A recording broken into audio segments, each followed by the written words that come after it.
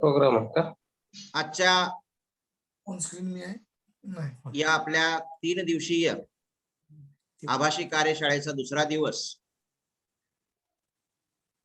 कला वाणिज्य व विज्ञान महाविद्यालय लांजा, IQSC विभाग आणि संस्कृती विभाग यांच्या संयुक्त विद्यमानं आयोजित लोकरंग महाराष्ट्राचे या 3 दिवसीय ऑनलाईन कार्यशाळेमध्ये प्रथमतः आजच्या या दुसऱ्या सत्राचे पुष्प गुंफणारे आदरणीय शिवशाहीर डॉक्टर पुरुषोत्तम उर्फ राजू राऊत, त्याचबरोबर आमच्या महाविद्यालयाचे प्राचार्य डॉक्टर AS कुलकर्णी सर, उपप्राचार्य आणि IQSC coordinator doctor KR Chavan sir, कालच आपल्या पहिल्या सत्राचे पुष्प गुंफणारे डॉक्टर चंदन सेवे सर तेही जॉईन होणार आहेत आणि उद्याच्या तिसऱ्या सत्राचे असणारे प्रमुख अतिथी श्री डोंगळे सर यांचं सुरुवातीला मी मनापासून हार्दिक स्वागत करतो। त्याचबरोबर या कार्यशाळेमध्ये सहभागी झालेले सर्व माझे प्राध्यापक मित्र, महाविद्यालयातील माझ्या टीचिंग नॉन टीचिंग स्टाफ आणि सर्व विद्यार्थी या सर्वांचं मी सुरुवातीला मनापासून या ठिकाणी हार्दिक स्वागत करतो। कालच्या सत्रामध्ये डॉक्टर गणेश चंदन सेवे सरांनी आपल्याला लोककलेच्या माध्यमातून लोकरंजन आणि त्याचबरोबर समाज प्रबोधन कसं केलं जातं हे या ठिकाणी सांगितलं आणि त्या लोककलामधीलच शाहिरी, पोवाडा हा एक लोककला प्रकार आणि या लोककला प्रकारावरती आज डॉक्टर राऊत सर या ठिकाणी प्रकाश टाकणार आहे।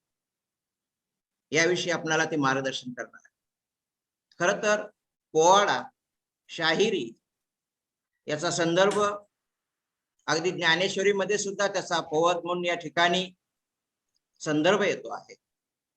तर नंतर खऱ्या अर्थानं ही शाहिरी किंवा पोवाडा लिहिण्याला सुरुवात जी झाली ती छत्रपती शिवाजी महाराजांच्या काळापासून ते अगदी पेशवाईपर्यंत, त्यानंतर थोडा डिक्लाइन झाला, परंतु पोस्ट इंडिपेंडन्स पिरियड मध्ये ज्याला आपण आता आधुनिक मराठी कवितेमध्ये याचा त्या ठिकाणी जास्तीत जास्त प्रमाणामध्ये हा पोवाडा किंवा हा बॅलड फॉर्म त्या ठिकाणी लिहिला गेला।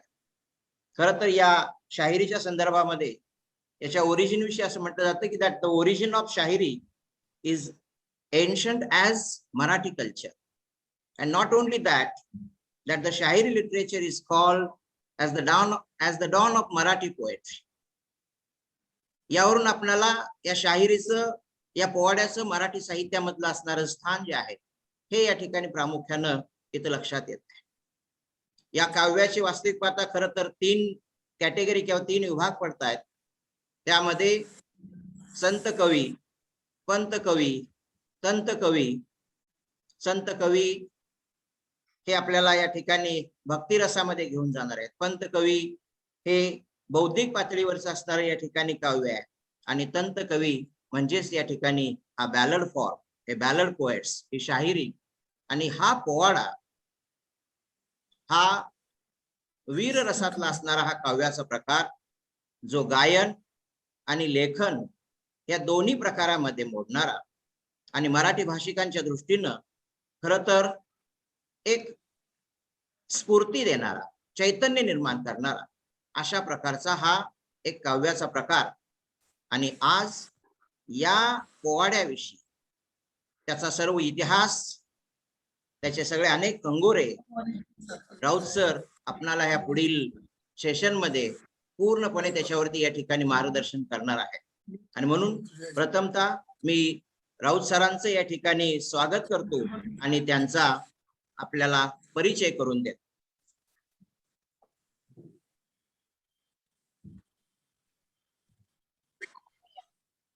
आजचे आदरणीय प्रमुख अतिथी सन्माननीय शिवशाहीर पुरुषोत्तम उर्फ राजेंद्र कृष्णाजी राऊत,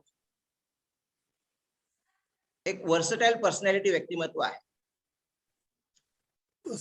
ते चित्रकार आहेत, शिल्पकार आहेत, फोटोग्राफर आहेत, व्हिडिओग्राफर आहेत, क्रिएटिव्ह रायटिंग, शाहिरी, असं एक ना अशा अनेक वेगवेगळ्या क्षेत्रामध्ये ज्यांचं प्रचंड मोलाचं असं योगदान आहे.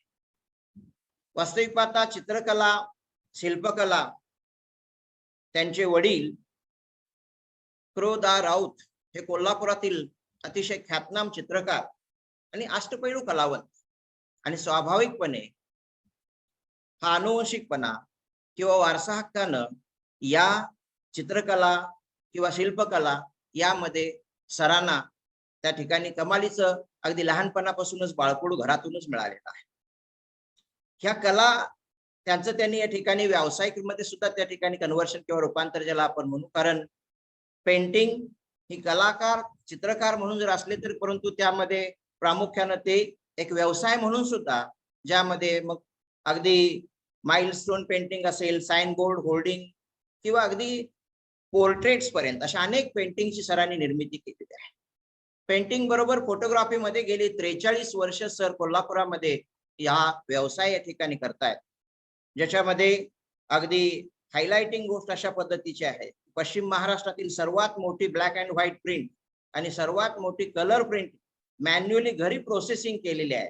त्यामध्ये ब्लॅक अँड व्हाईट प्रिंट जे आहे ते 11 फूट उंचीचे आहे, तर कलर जी आहे ती 8 फूट मॅन्युअल एंदाजवर तापमान कंट्रोल करून डेव्हलप केलेले आहे. त्याचबरोबर या पेंटिंग फोटोग्राफी बरोबर व्हिडिओग्राफी मध्ये सुद्धा या व्हिडिओग्राफी माध्यमाचं महत्व ओळखून सरांनी कॅमेरा घेतल्यानंतर खरं तर तो शूटिंग वगैरे या व्यवसायाच्या अनुषंगाने घेतला, परंतु त्यांच्यातला जो कलावंत आहे त्या कलावंताला त्या ठिकाणी त्या कॅमेराचा फक्त कमर्शियल पर्पज साठी न वापर करता सरांनी त्या माध्यमाचा वापर अतिशय नावाजलेले प्रत्येक क्षेत्रातले, त्यामध्ये प्रामुख्याने अगदी लता मंगेशकर, किशोरी आमोणकर, अनेक मोठमोठे स्वातंत्र्य सैनिक, या सर्वांची व्याख्यानं, या सर्वांची गाणी, जवळजवळ 100 व्हिडिओचा संग्रह सरांकडे या ठिकाणी या संदर्भात आहे. एवढंच नव्हे तर रंकाळा तलाव आणि या तलावात त्या संदर्भामधील असणारे होत असलेले येणारे पक्षी किंवा ते बदल याचे सरांच्या जवळजवळ 3 व्हिडिओ कॅसेट त्या ठिकाणी त्या संदर्भातले आहे. या 3 मग पेंटिंग, फोटोग्राफी, व्हिडिओग्राफी बरोबर शिल्पकला सुद्धा, जसं आता मी सरांच्या बाबतीत म्हटलं की चित्रकला आणि शिल्पकला ह्या दोन्ही क्षेत्रामध्ये वडिलांकडून त्या ठिकाणी वारसा मिळालेला असल्यामुळं शिल्पकलेमध्ये सुद्धा प्रामुख्यानं सरांनी फार मोठ्या शिल्पकाराच्या हाताखाली या ठिकाणी काम केलेलं आहे. त्यामध्ये कैलासवासी बाळा चव्हाण, कैलासवासी रवींद्र मेस्त्री, कैलासवासी बाळकृष्ण बुदले या अशा थोर मोठ्या शिल्पकारांच्या हाताखाली या ठिकाणी काम करून सर या क्षेत्रामध्ये सुद्धा तितकंच अतिशय मोठं योगदान सरांचं या ठिकाणी आहे. यामध्ये प्रामुख्यानं त्यांनी जे काम करत असताना अहमदाबाद, रामपूर येथे जैन धर्मीयाचे जन्मस्थळावर म्युरल तयार केली. त्याचबरोबर गंगावेश येथील श्रीकृष्ण सरस्वती महाराजांच्या मंदिरातील मूळ मूर्तीचे मागे 7 फुटाचे चांदीचे प्रभावळीची डिझाईन सरांनी या ठिकाणी केलेला आहे. म्हणजे या संदर्भामध्ये ते या ठिकाणी या फाईन आर्ट्स मध्ये त्यांची कमालीची मास्टरी आहे. गुरुकुल पद्धतीसारखं त्या ठिकाणी या शिल्पकला, चित्रकला या क्षेत्रामध्ये त्या ठिकाणी ते अनेक ठिकाणी मार्गदर्शन करतायत, कार्यशाळा घेतायत. आणि प्रामुख्याने आजचा जो विषय आहे ते जेवढे चित्रकार, शिल्पकार वगैरे म्हणून जितके प्रसिद्ध आहेत, किंबहुना त्याच्यापेक्षा अधिक त्यांचे योगदान जे आहे ते शाहिरी क्षेत्रामध्ये आहे. आणि शाहिरी क्षेत्रामध्ये कोल्हापूरचे राजर्षी शाहूंचे दरबारातील शीघ्र कवी लहरी हैदरसो, शाहीर तिलक विराजराव सरनाईक यांच्या थोर परंपरेत वडील चित्रकार क्रोदा राऊत यांच्या प्रेरणेने लहानपणापासून शाहिरीचे धडे घेता आले. 1997 साली बहन मायावती यांच्या प्रेरणेने झालेल्या शाहू मेळाव्यामध्ये लखनौ येथे त्यांनी या क्षेत्रामध्ये पदार्पण केले आणि त्यानंतर गेल्या 21 वर्षामध्ये जवळपास 2000 पानाचं या ठिकाणी सरांनी लिखाण केलंय. आणि 9 राज्यांमध्ये व देशाबाहेरील मॉरिशस सारख्या देशामध्ये सुद्धा महाराष्ट्राच्या लोककलेतील रांगड्या ह्या प्रासादिक महाराष्ट्र धर्माचा पोवाडे भजनाच्या माध्यमातून या ठिकाणी सरांनी जागर केलेला आहे. या शाहिरी क्षेत्रातील असलेल्या सरांच्या ह्या योगदानामुळे सरांना आजवर तसा सरांचा अतिशय मोठा बायोडाटा आहे, मी बऱ्यापैकी स्किप करत या ठिकाणी, कारण सरांना अधिकाधिक बोलण्यासाठी वेळ मिळेल या दृष्टीने मी विचार करतो आहे. तर आजवर जवळपास 1500हून अधिक शाहिरीचे कार्यक्रम सरांनी या ठिकाणी केलेले आहेत. यामध्ये मिळालेले सरांना जे पुरस्कार आहेत, पुणे येथील महाराष्ट्र शाहिरी परिषदेचा युवा शाहीर पुरस्कार मिळालेला, त्याचबरोबर शिवाजी विद्यापीठाचा लोककला पुरस्कार सरांना मिळालेला, श्रमिक प्रतिष्ठानचा लोकशाहीर अण्णाभाऊ साठे पुरस्कार मिळालेला, जयसिंगपूरचा राजश्री शाहू पुरस्कार सरांना मिळालेला, लोकशाहीर विठ्ठल उमप पुरस्कार मिळालेला आहे, चित्र तपस्वी भालजी पुरस्कार या ठिकाणी सरांना मिळालेला आहे, दक्षिण महाराष्ट्र साहित्य संमेलन सरांना पुरस्कार मिळालेला आहे, त्याचबरोबर पुणे येथील शिवशंभू प्रतिष्ठानचा शिवशाहीर महाराष्ट्र भूषण पुरस्कार या ठिकाणी सरांना मिळाला.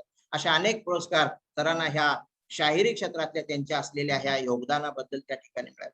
त्यातल्या त्यात ह्या शाहिरी क्षेत्रातील आणखी विशेष उल्लेखनीय कामगिरी सरांची जर असेल ती कोणती, तर त्यामध्ये 1999 साली 325व्या शिवराज्याभिषेक दिनानिमित्त दुर्गेश्वर शिवतीर्थ रायगड येथे शिवशाहीर बाबासाहेब पुरंदरे यांच्या हस्ते प्रदीर्घ पोवाडा पुस्तिकेचं प्रकाशनावेळी पोवाडा सादरीकरण करता करता वडिलांकडून आलेला चित्रकलेचा वारसा आणि पोवाडा याचे एकंदरीत सादरीकरण त्यांच्या समोर त्या ठिकाणी करायला सरांना संधी मिळाली. त्याचबरोबर लोकशाहीर अण्णाभाऊ साठे लिखित माझी मैना गावाकडे राहिली या प्रसिद्ध छकडीवर कल्पना विन्यास करून मैनेचे पुनर्लेखन अर्थात उत्तरार्थ लिहून 142 शाहिरामधून प्रथम क्रमांक व अण्णाभाऊ साठे पुरस्कार सरांना या ठिकाणी मिळालेला. त्याचबरोबर गेल्या 70 वर्षातील पैगंबर लहरी हैदरसो यांच्यानंतर कर्नाटकच्या शालेय अभ्यासक्रमात इयत्ता 8वीच्या विद्यार्थ्यांसाठी मराठी विषयामध्ये पोवाड्याचा पोवाडा ही रचना क्रमिक पुस्तकासाठी शिकवण्यासाठी अभ्यासक्रमाला लावली. आपल्याला कल्पना आहे महाराष्ट्र कर्नाटक हा या ठिकाणी सीमा प्रश्न आहे, पण ह्या सगळ्या सरांच्या ह्या कलेनं या असलेल्या बायस सगळ्या अप्रोचच्या पलीकडे जाऊन आज सरांचा आणि विशेषतः जर काय त्या ठिकाणी या सीमा भागातल्या वादाच्या संदर्भात काय झालं तर त्याचे पहिल्यांदा पडसाद रिफ्लेक्शन कोल्हापुरामध्ये पडतंय. आणि सर स्वतः कोल्हापुरातले शिवाजी पेठेतले राहणारे असून सुद्धा सरांचा एक पोवाडा कर्नाटकातल्या अभ्यासक्रमामध्ये 8वीच्या पुस्तकामध्ये या ठिकाणी सहभाग अभ्यासक्रमामध्ये होतो. याच्यावरून आपल्याला या सरांच्या क्रिएटिव्ह रायटिंग विषयी या ठिकाणी निश्चितच कल्पना येते आहे. त्याचबरोबर महाराष्ट्र राज्याच्या सुवर्ण महोत्सवानिमित्त NCPA मुंबई येथे तत्कालीन राष्ट्रपती माननीय प्रतिभाताई पाटील यांच्या समोर सरांनी त्या पोवाडा सादर केलेला आहे. कोल्हापुरातील देशातील अनेक सामाजिक राजकीय प्रश्नावर शाहिरीतील आंदोलनातून टीकेची जोड सरांनी या ठिकाणी होती. अशा अनेक या शाहिरीतील त्याचबरोबर इतर साहित्यही सरांनी भरपूर त्या ठिकाणी, मग त्यामध्ये स्फूर्तिगीते आहेत, शाहिरी गीते आहेत, कविता आहेत, स्फुट काव्य आहे, मुक्तछंद आहे, अशा अनेक गोष्टी या ठिकाणी अनेक वेगवेगळ्या प्रकारचं साहित्य सरांकडून या ठिकाणी लिहिलं गेलेलं आहे. आणि त्याचबरोबर प्रसार माध्यमामध्ये सुद्धा अनेक टेलिव्हिजनवरती किंवा आकाशवाणीवरती या शाहिरीचे शेकडो कार्यक्रम त्या ठिकाणी सरांनी सादर केलेले आहेत. त्याचबरोबर अनेक मुलाखती या ठिकाणी दिलेल्या आहेत. मी बऱ्यापैकी या ठिकाणी सरांचा प्रोफाईल जो आहे बायोडाटा स्किप केलाय, परंतु आपल्या सर्व सहभागी या ठिकाणी प्राध्यापकांना आणि विद्यार्थ्यांना एकंदरीत गोष्ट लक्षात येत असेल की आजचे आपले या ठिकाणी प्रमुख अतिथी जे आहेत हे किती मोठं या ठिकाणी व्यक्तिमत्व आहे.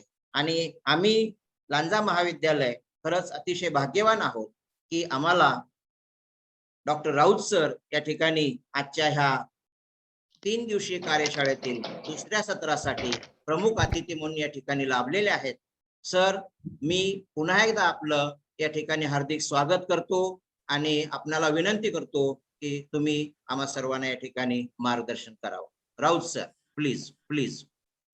नमस्ते नमस्ते नमस्ते. हा, नमस्कार सर. म्हणजे कला आणि वाणिज्य आणि विज्ञान महाविद्यालय लांजा, IQAC विभाग आणि सांस्कृतिक विभाग या सर्व आयोजकांचं संयोजकांचं मला किती आभार मानावे ती फार मोठी गोष्ट अशी झालेली आहे माझ्या पुढे. तुमचं स्वागत तर मी मनापासून करतोच, पण तो आभार एवढ्यासाठी मानतोय की या 3 दिवसाच्या आभासी कार्यशाळेमध्ये आपल्या बरोबरचे सहकारी टेक्निकल प्राध्यापक वर्ग असतील, माळी सर, कुलकर्णी सर, तुम्हाला सांगतो मी, किंवा तुमच्या ऑनलाईन असणारे जे काही सगळा एकूण प्राध्यापक वर्ग किंवा आणखी विद्यार्थी असतील, त्या सर्वांना मला सांगताना अतिशय आनंद होतोय की तुम्ही आजच्या दिवशी माझे हे जे काही सेशन ठेवलंय हे खऱ्या अर्थानं माझ्या दृष्टीने फार मोठी भाग्याची गोष्ट आहे म्हणतो मी. तुम्ही मला भाग्याची गोष्ट काय आहे, तर आपल्याकडं खरं म्हणजे तारीख आणि तिथी दोन्हीने कालमापन होतंय. त्यातला तारखेनं 6 जूनला हा शिवराज्याभिषेक, तारीख ही सर्वमान्य प्रमाण आहे आजकाल जगभर चालणार. परंतु तिथी आपल्या भारतात देखील 2 ठिकाणी होती. म्हणजे नर्मदेच्या अलीकडे वेगळं तुम्हाला पंचांग आहे, नर्मदेच्या पलीकडचं पंचांग वेगळं आहे. परंतु ज्येष्ठ शुद्ध त्रयोदशी आज ही आपल्याकडं म्हणजे नर्मदेच्या अलीकडचं खालची दक्षिण भागातली या तिथीनुसार शिवराज्याभिषेक आज आहे. तुमचे सगळ्यांचे पुन्हा पुन्हा मनापासून धन्यवाद आभार व्यक्त करत तुम्हाला पहिल्यांदाच शिवराज्याभिषेकाच्या हार्दिक हार्दिक शुभेच्छा देतोय. आणि या शुभेच्छा देण्यासाठी आजच्या दिवशी तुम्ही शिवशाहिराची नियुक्ती केलेली आहे. त्यामुळे मूळच्या व्याख्यानात आणखीन मला जरा एक कणभर अशी उर्मी आलेली आहे की बाबा चांगल्या पद्धतीनं हे निवळ व्याख्यान न ठरता एक शिवसेवा ठरवू. कारण शिवाजी आणि पोवाडा हे समीकरण हे फार म्हणजे अतूट असं आहे. म्हणजे त्यातला एक अद्वैत भाव असा झालेला आहे. तो त्यात द्वैत नाही आहे. जसं शिवाजी आणि सह्याद्रीत नाही आहे, शिवाजी आणि पोवाड्यात नाही आहे. नक्की कसा हा पोवाडा शिवकाळातच फ्लरिश झाला, किंबहुना प्रसिद्ध झाला, किंबहुना लोकाभिमुख झाला किंवा लोकार्पण झाला, त्याचा थोडा आपण प्रवास या पोवाडा शाखेचा बघायला घेऊया. आता मगाशीच माळी सरांनी इंट्रो मध्ये सांगितलं की ज्ञानेश्वरीमध्ये देखील शब्द आहे. ज्ञानेश्वरीच्या अगोदर देखील सर राजा बिंब याच्या दरबारी भाटीव कवने आणि पोवाडा सदृश्य काव्य प्रकाराचं सादरीकरण त्यांच्या दरबारात होत असे. तदनंतर जे काय ऍक्च्युअली लोककलेतून लोक परंपरेतून ओवीचा परिणाम घेत संत साहित्याची निर्मिती झाली. आणि संत साहित्याची निर्मिती झाली ते 300-400 वर्ष संत साहित्याचा पगडा एवढा या महाराष्ट्रावर होता की त्यावेळेला शाहिरी नव्हती असं नाही, तो सुप्तावस्थेत होती. सुप्तावस्थेत होती. तिचा तेवढा मोठा तिच्या ताकदीचा परिणाम लोकमनांच्यावर तिनं अजून गारूड टाकलेलं नव्हतं.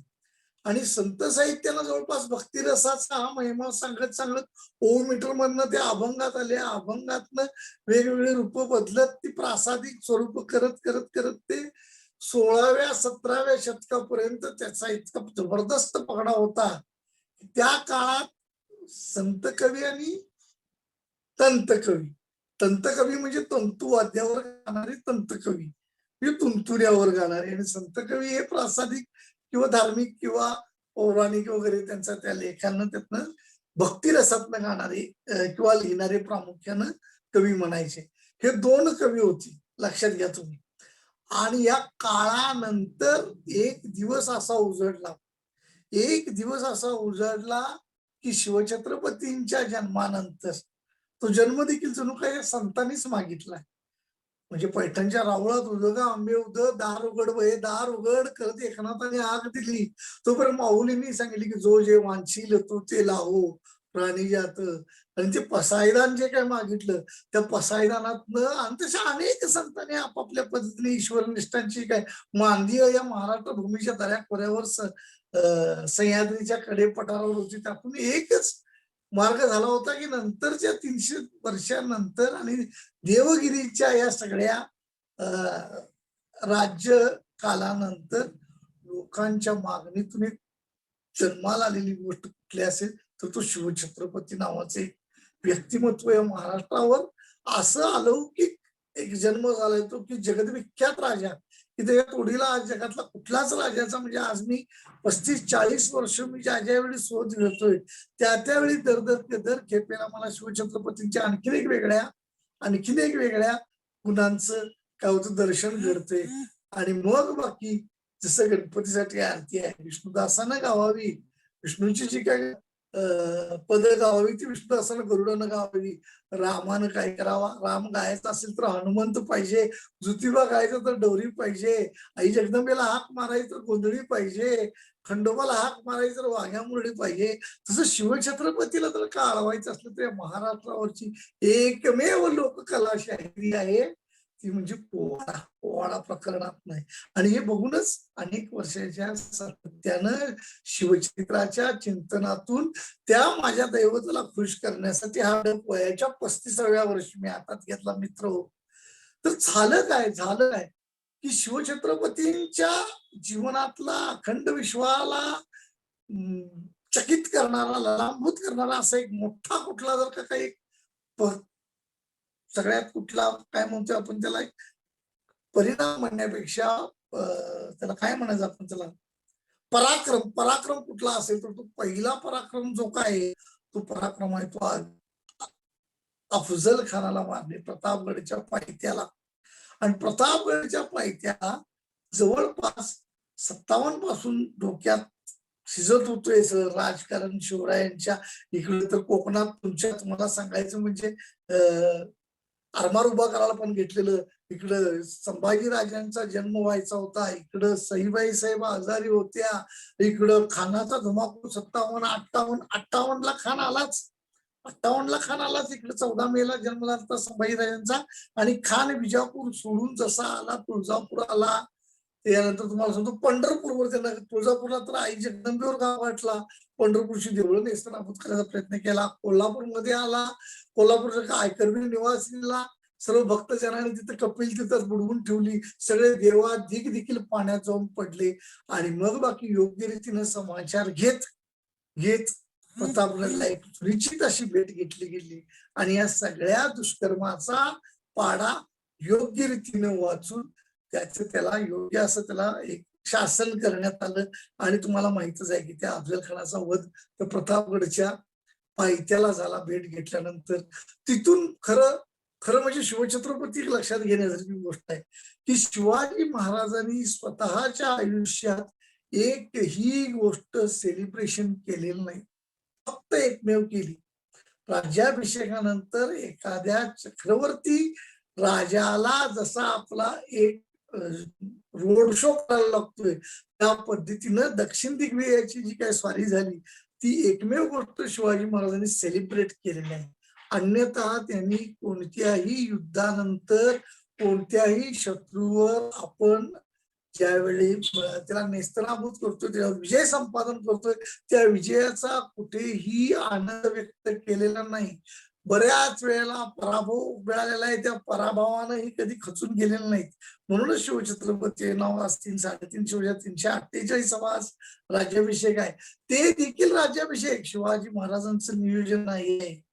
तसंच तुम्हाला मी आता पुढे सांगतो, तुम्ही लक्षात घ्या की पन्हाळ्याला जायला शिवाजी महाराजांनी अफजल खानच्या वधानंतर स्वतःचा मोहरा पश्चिम महाराष्ट्रात पहिल्यांदा वळवला असेल तर तो वसंतगड, सुधागड, चंदनगड, वंदनगड करत करत कराड वगैरे करून पाटणला उतरले महाराज कालती. आणि पाटणवरून हा घाट होता त्यावेळी NH4 वगैरे काय नव्हता. डायरेक्ट म्हणजे तुम्हाला सांगतो साताऱ्यातनं थेट यायला वाईच्या मार्गानं. तर ते असं करत महाराज पहिल्यांदा आले. ते बरोबर 17व्या दिवशी म्हणजे 10 नोव्हेंबर 1659 आणि तिथून पुढे 27 नोव्हेंबर 1659 ला महाराजांनी पहिल्यांदा करवीर निवासींनी मुक्त केली. आदिलशाहीच्या जोपडातून, आदिलशाहीच्या अंमलातून तिथं मुक्त केली. आणि दुसऱ्या दिवशी 27 ला त्यांनी आयुष्यात पहिल्यांदा पन्हाळा बघितला. पन्हाळा बघितल्यानंतर महाराजांना अपेक्षित होतं की फाजल खान आणखी ते जे काय रुस्तुम जमा वगैरे जे काय रडतोंड्या घाटातनं जे काय मार खाऊन गेलेलं बळेश्वरच्या खालनं जे काय सैन्य आहे हे नवीन कुमक घेऊन येणार विजापुरावरनं. म्हणून महाराजांनी त्याच्या अगोदरच काय केलं होतं, नेताजी पालकरला विजापुरावर पाठवून दिलं होतं.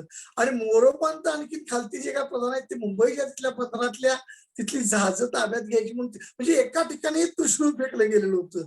एक गेलं तिकडे विजापूरकडं, दुसरा आलं इकडं आमच्या पश्चिम महाराष्ट्रात पन्हाळ्याकडं, आणि तिसरा टोक गेलं त्रिशूळाचं हे ती मुंबईतील बंदरांची ती जहाजं आणि त्या वखारी उद्ध्वस्त करण्यासाठी गेलं. आणि अशा वेळेला बाकी महाराजांना नक्की अगदी नक्की म्हणजे अपेक्षित होतं की खरोखर ही फौज परत विजापूरला मार खाऊन गेलेली पुन्हा नवीन कुमक घेणार आणि परत स्वराज्यावर चालून येणार. म्हणून शिवाजी महाराजांचं एक वैशिष्ट्य होतं, शिवाजी महाराजांनी आयुष्यात नेहमी अटॅकला फार महत्व केलेलं आहे. अटॅकिंग करणारा हा आपल्या हिंदुस्थानातील एकमेव पहिला राजा आहे. आपण फक्त आजपर्यंत डिफेन्सिव्ह करत राहिलो, बाहेरचे येणारे आक्रमण थांबवत राहिलो, परंतु शिवाजी महाराजांनी तसं केलेलं नाही आहे. परकीय आक्रमणाला आपल्या स्वराज्याच्या आत घुसून रयतेला त्रास होऊ नये म्हणून महाराज स्वतःच काय करत, आपल्या स्वराज्याच्या सीमेवर जात आणि शत्रूला काय करत, गनिमी काव्यानं 2-4 चकमकी काय करत, हे करत 2-4 चकमकी करून शत्रूला तिथून काय करत ते बाहेर पाठवत आणि तिथल्या तिथेच त्याचा निकाल लावत असत, की जेणेकरून रयतेच्या राहणीमानावर, रयतेच्या शेतीभातीवर कुठेही कुणाचा काही परकीय सैन्याचा वरवंटा फिरू नये म्हणून महाराज अतिशय सतर्कतेनं काळजी घेत आणि अपेक्षेप्रमाणे पंचगंगेपूर्व कोल्हापूरच्या पूर्वेला आता ताराराणीचा पुतळा आहे, ज्याला कावळ्याचा नाका वगैरे म्हणतात. त्या कावळ्याच्या नाक्यापर्यंत ते सैन्य आलं होतं आणि महाराजांनी पन्हाळ्यावरनं उतरले आणि त्या सैन्याचा समाचार घेतला आणि मुळातच ते पहिलं दिल त्याच झालेलं सैनिक होतं. शिवाजी महाराजांनी, नेताजी पालकरांनी, प्रतापराव गुजरांनी, ह्या सगळ्या बाजीप्रभू देशपांडेंनी, फुलाजी प्रभू देशपांडेंनी, आणखीन यशवंतरावनी, या सगळ्यांनी मिळून त्या सैन्याचा खरपूस समाचार घेतला.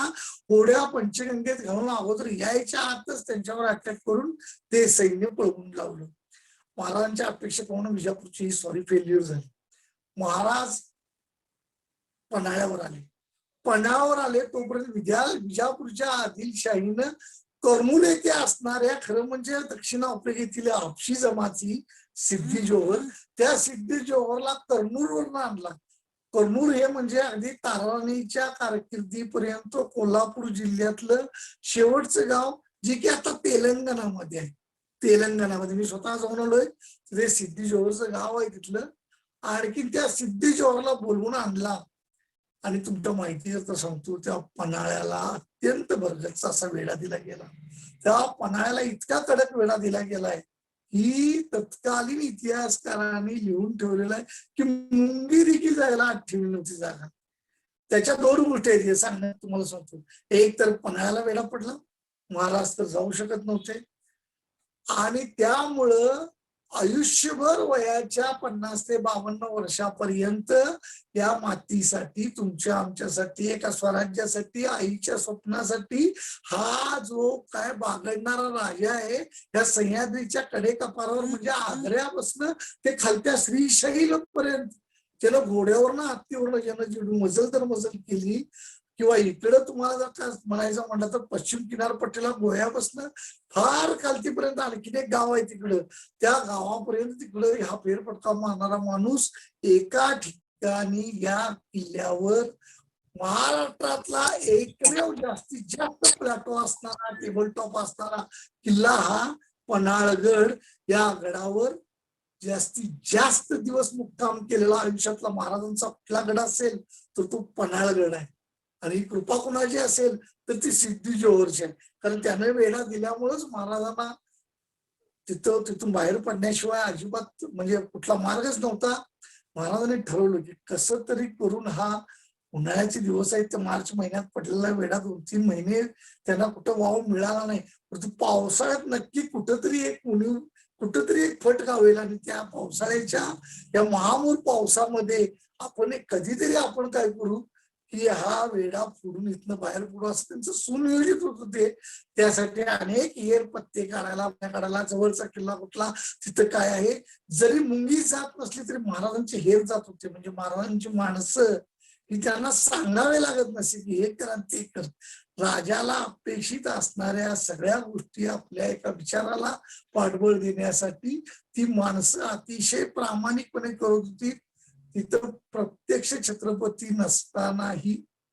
आणि या सगळ्या वेड्यातनं शिवाजी महाराज नंतर जुलैच्या महिन्यात, आषाढाच्या या महिन्यात काय तिथून बाहेर पडले 16 जुलैला आणि ते तिथून सिद्धी जोहरचा वेढा फोडून मध्यंतरी त्याला एक म्हणजे तुम्हाला आम्हाला वाटतंय की सद्दाम हुसेनच डबी जास्त वापरतोय, परंतु पहिल्यांदा डबे आणले ती शिवाजी महाराजांनी आणलेले आहे. ते शिवान काशीद म्हणून जो काही वीर होता तो तिथे गेल्यानंतर त्याची रिक्रुटमेंट आहे. मूळचा तो पन्हाळ्याच्या खालच्या गावातला आहे तिथल्या, त्याचे वंशज आजही तिथे आहेत. म्हणजे 6 महिन्यात शिवनेरीवर राहणारा माणूस पुण्यात वडिलांची जागीर बघायला येतो. पुण्याच वडिलांची जागीर बघायला आल्यानंतर तो राजगड येथे आपली राजधानी स्थापित करतो आणि राजगडच्या राजधानीनंतर प्रतापगडला येऊन प्रतापगडच्या तिथल्या वास्तव्यानंतर अफजल खानचा सगळा निपात केल्यानंतर पहिल्यांदा इथे येतो आणि 6 महिन्यात एवढी जवळीक निर्माण करतो तो की त्याच्यासाठी माणसं चवली पावली सारखी काय करतात, जीव टाकायला तयार झालेले असतात. तुम्ही लक्षात घ्या, हे काय महाराजांचं सलगी देणे असेल समर्थाने जे म्हटलेलं आहे की शिवरायांची सलगी देणे वगैरे हा जो काही शब्द आहे तो किती केवढा असेल ते समजून घेणारी माणसं पण होती आणि जीवाला जीव देणारा राजा पण होता आणि त्याचे सहकारी पण होते.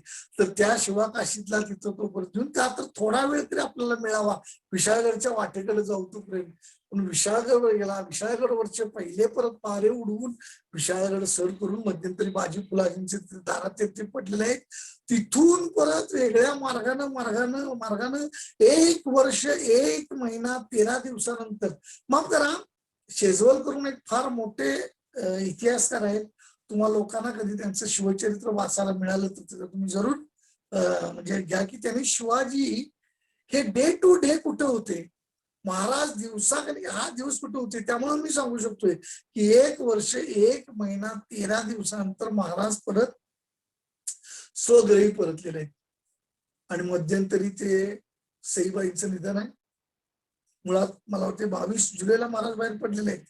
22 जुलै नंतर 5 सप्टेंबरला सईबाई गेलेले आहेत आणि 5 सप्टेंबर नंतर 10 नोव्हेंबरला अफजल खानला मारलेला आहे. त्या दरम्यानच्या काळात स्वतःची पत्नी जरी गेलेली असली तरी तिच्या अंत्यविधीला नाही, रक्षा विसर्जनला नाही, 12 दिवसाला नाही, वर्ष श्राद्धाला नाही.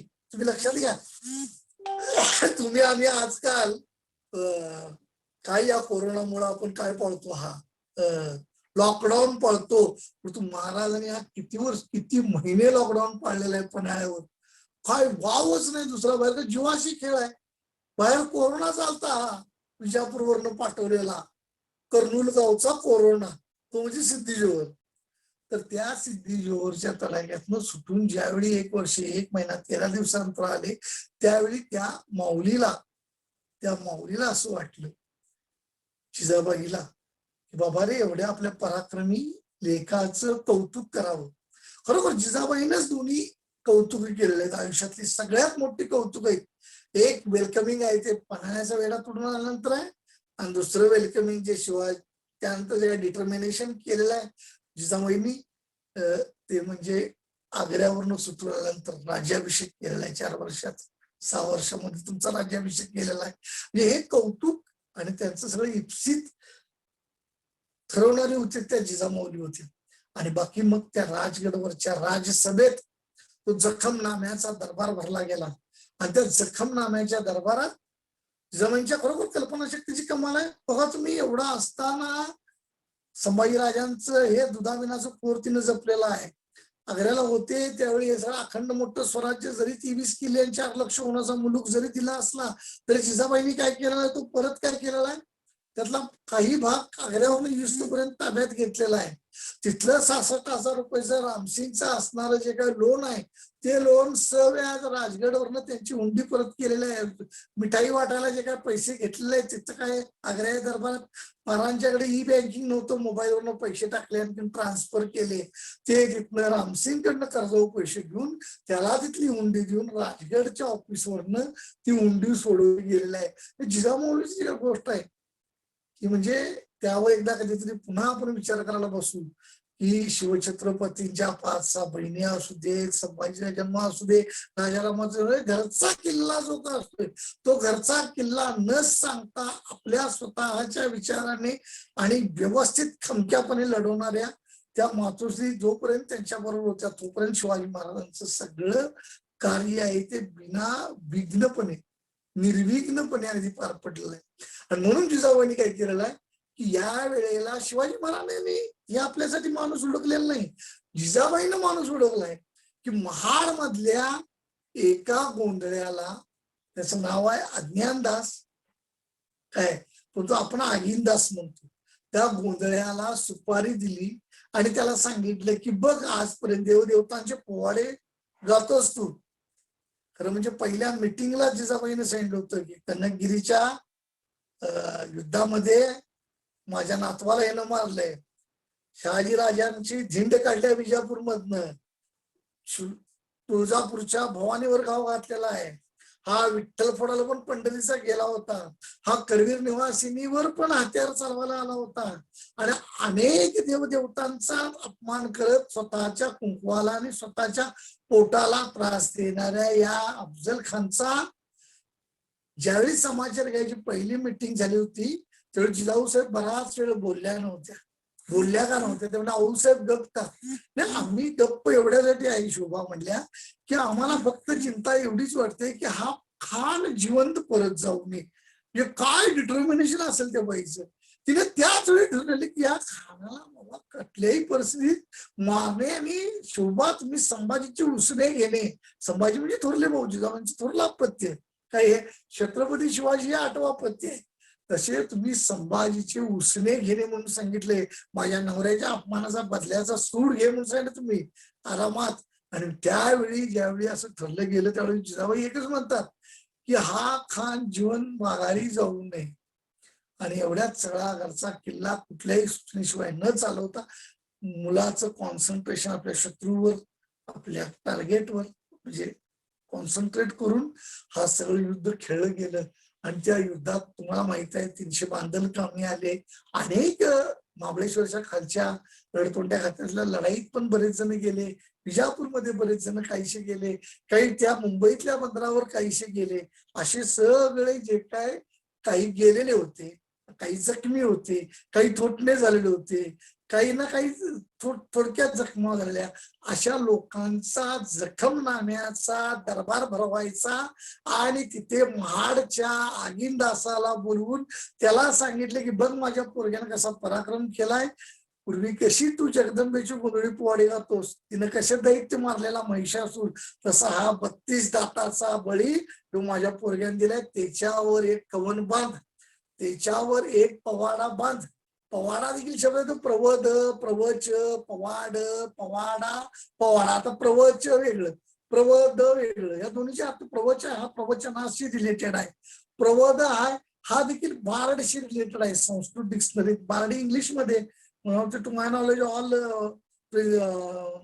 Professors are there in our today session are from तुम्हाला English faculty, that is I am saying you की पावारे हा जो प्रवाद आहे ना, पवाड ज्यावेळी झाला तर प्रवाद ज्यावेळी झाला, प्रवाद म्हणजे पाल्हाळ लावून सांगणे, एखादी गोष्ट लांबड लावत सांगणे, म्हणजे पाल्हाळ लावत सांगणे. म्हणजे पोवाड्याचं आमच्या कसं असते, नमनाच आमचा धडाभर त्याला जाते ना, उजडाय जरा शाहिराला आणि ताकद आलेल्या असत्या, तर रातभर पोवाड्याचा कार्यक्रम व्हायचा.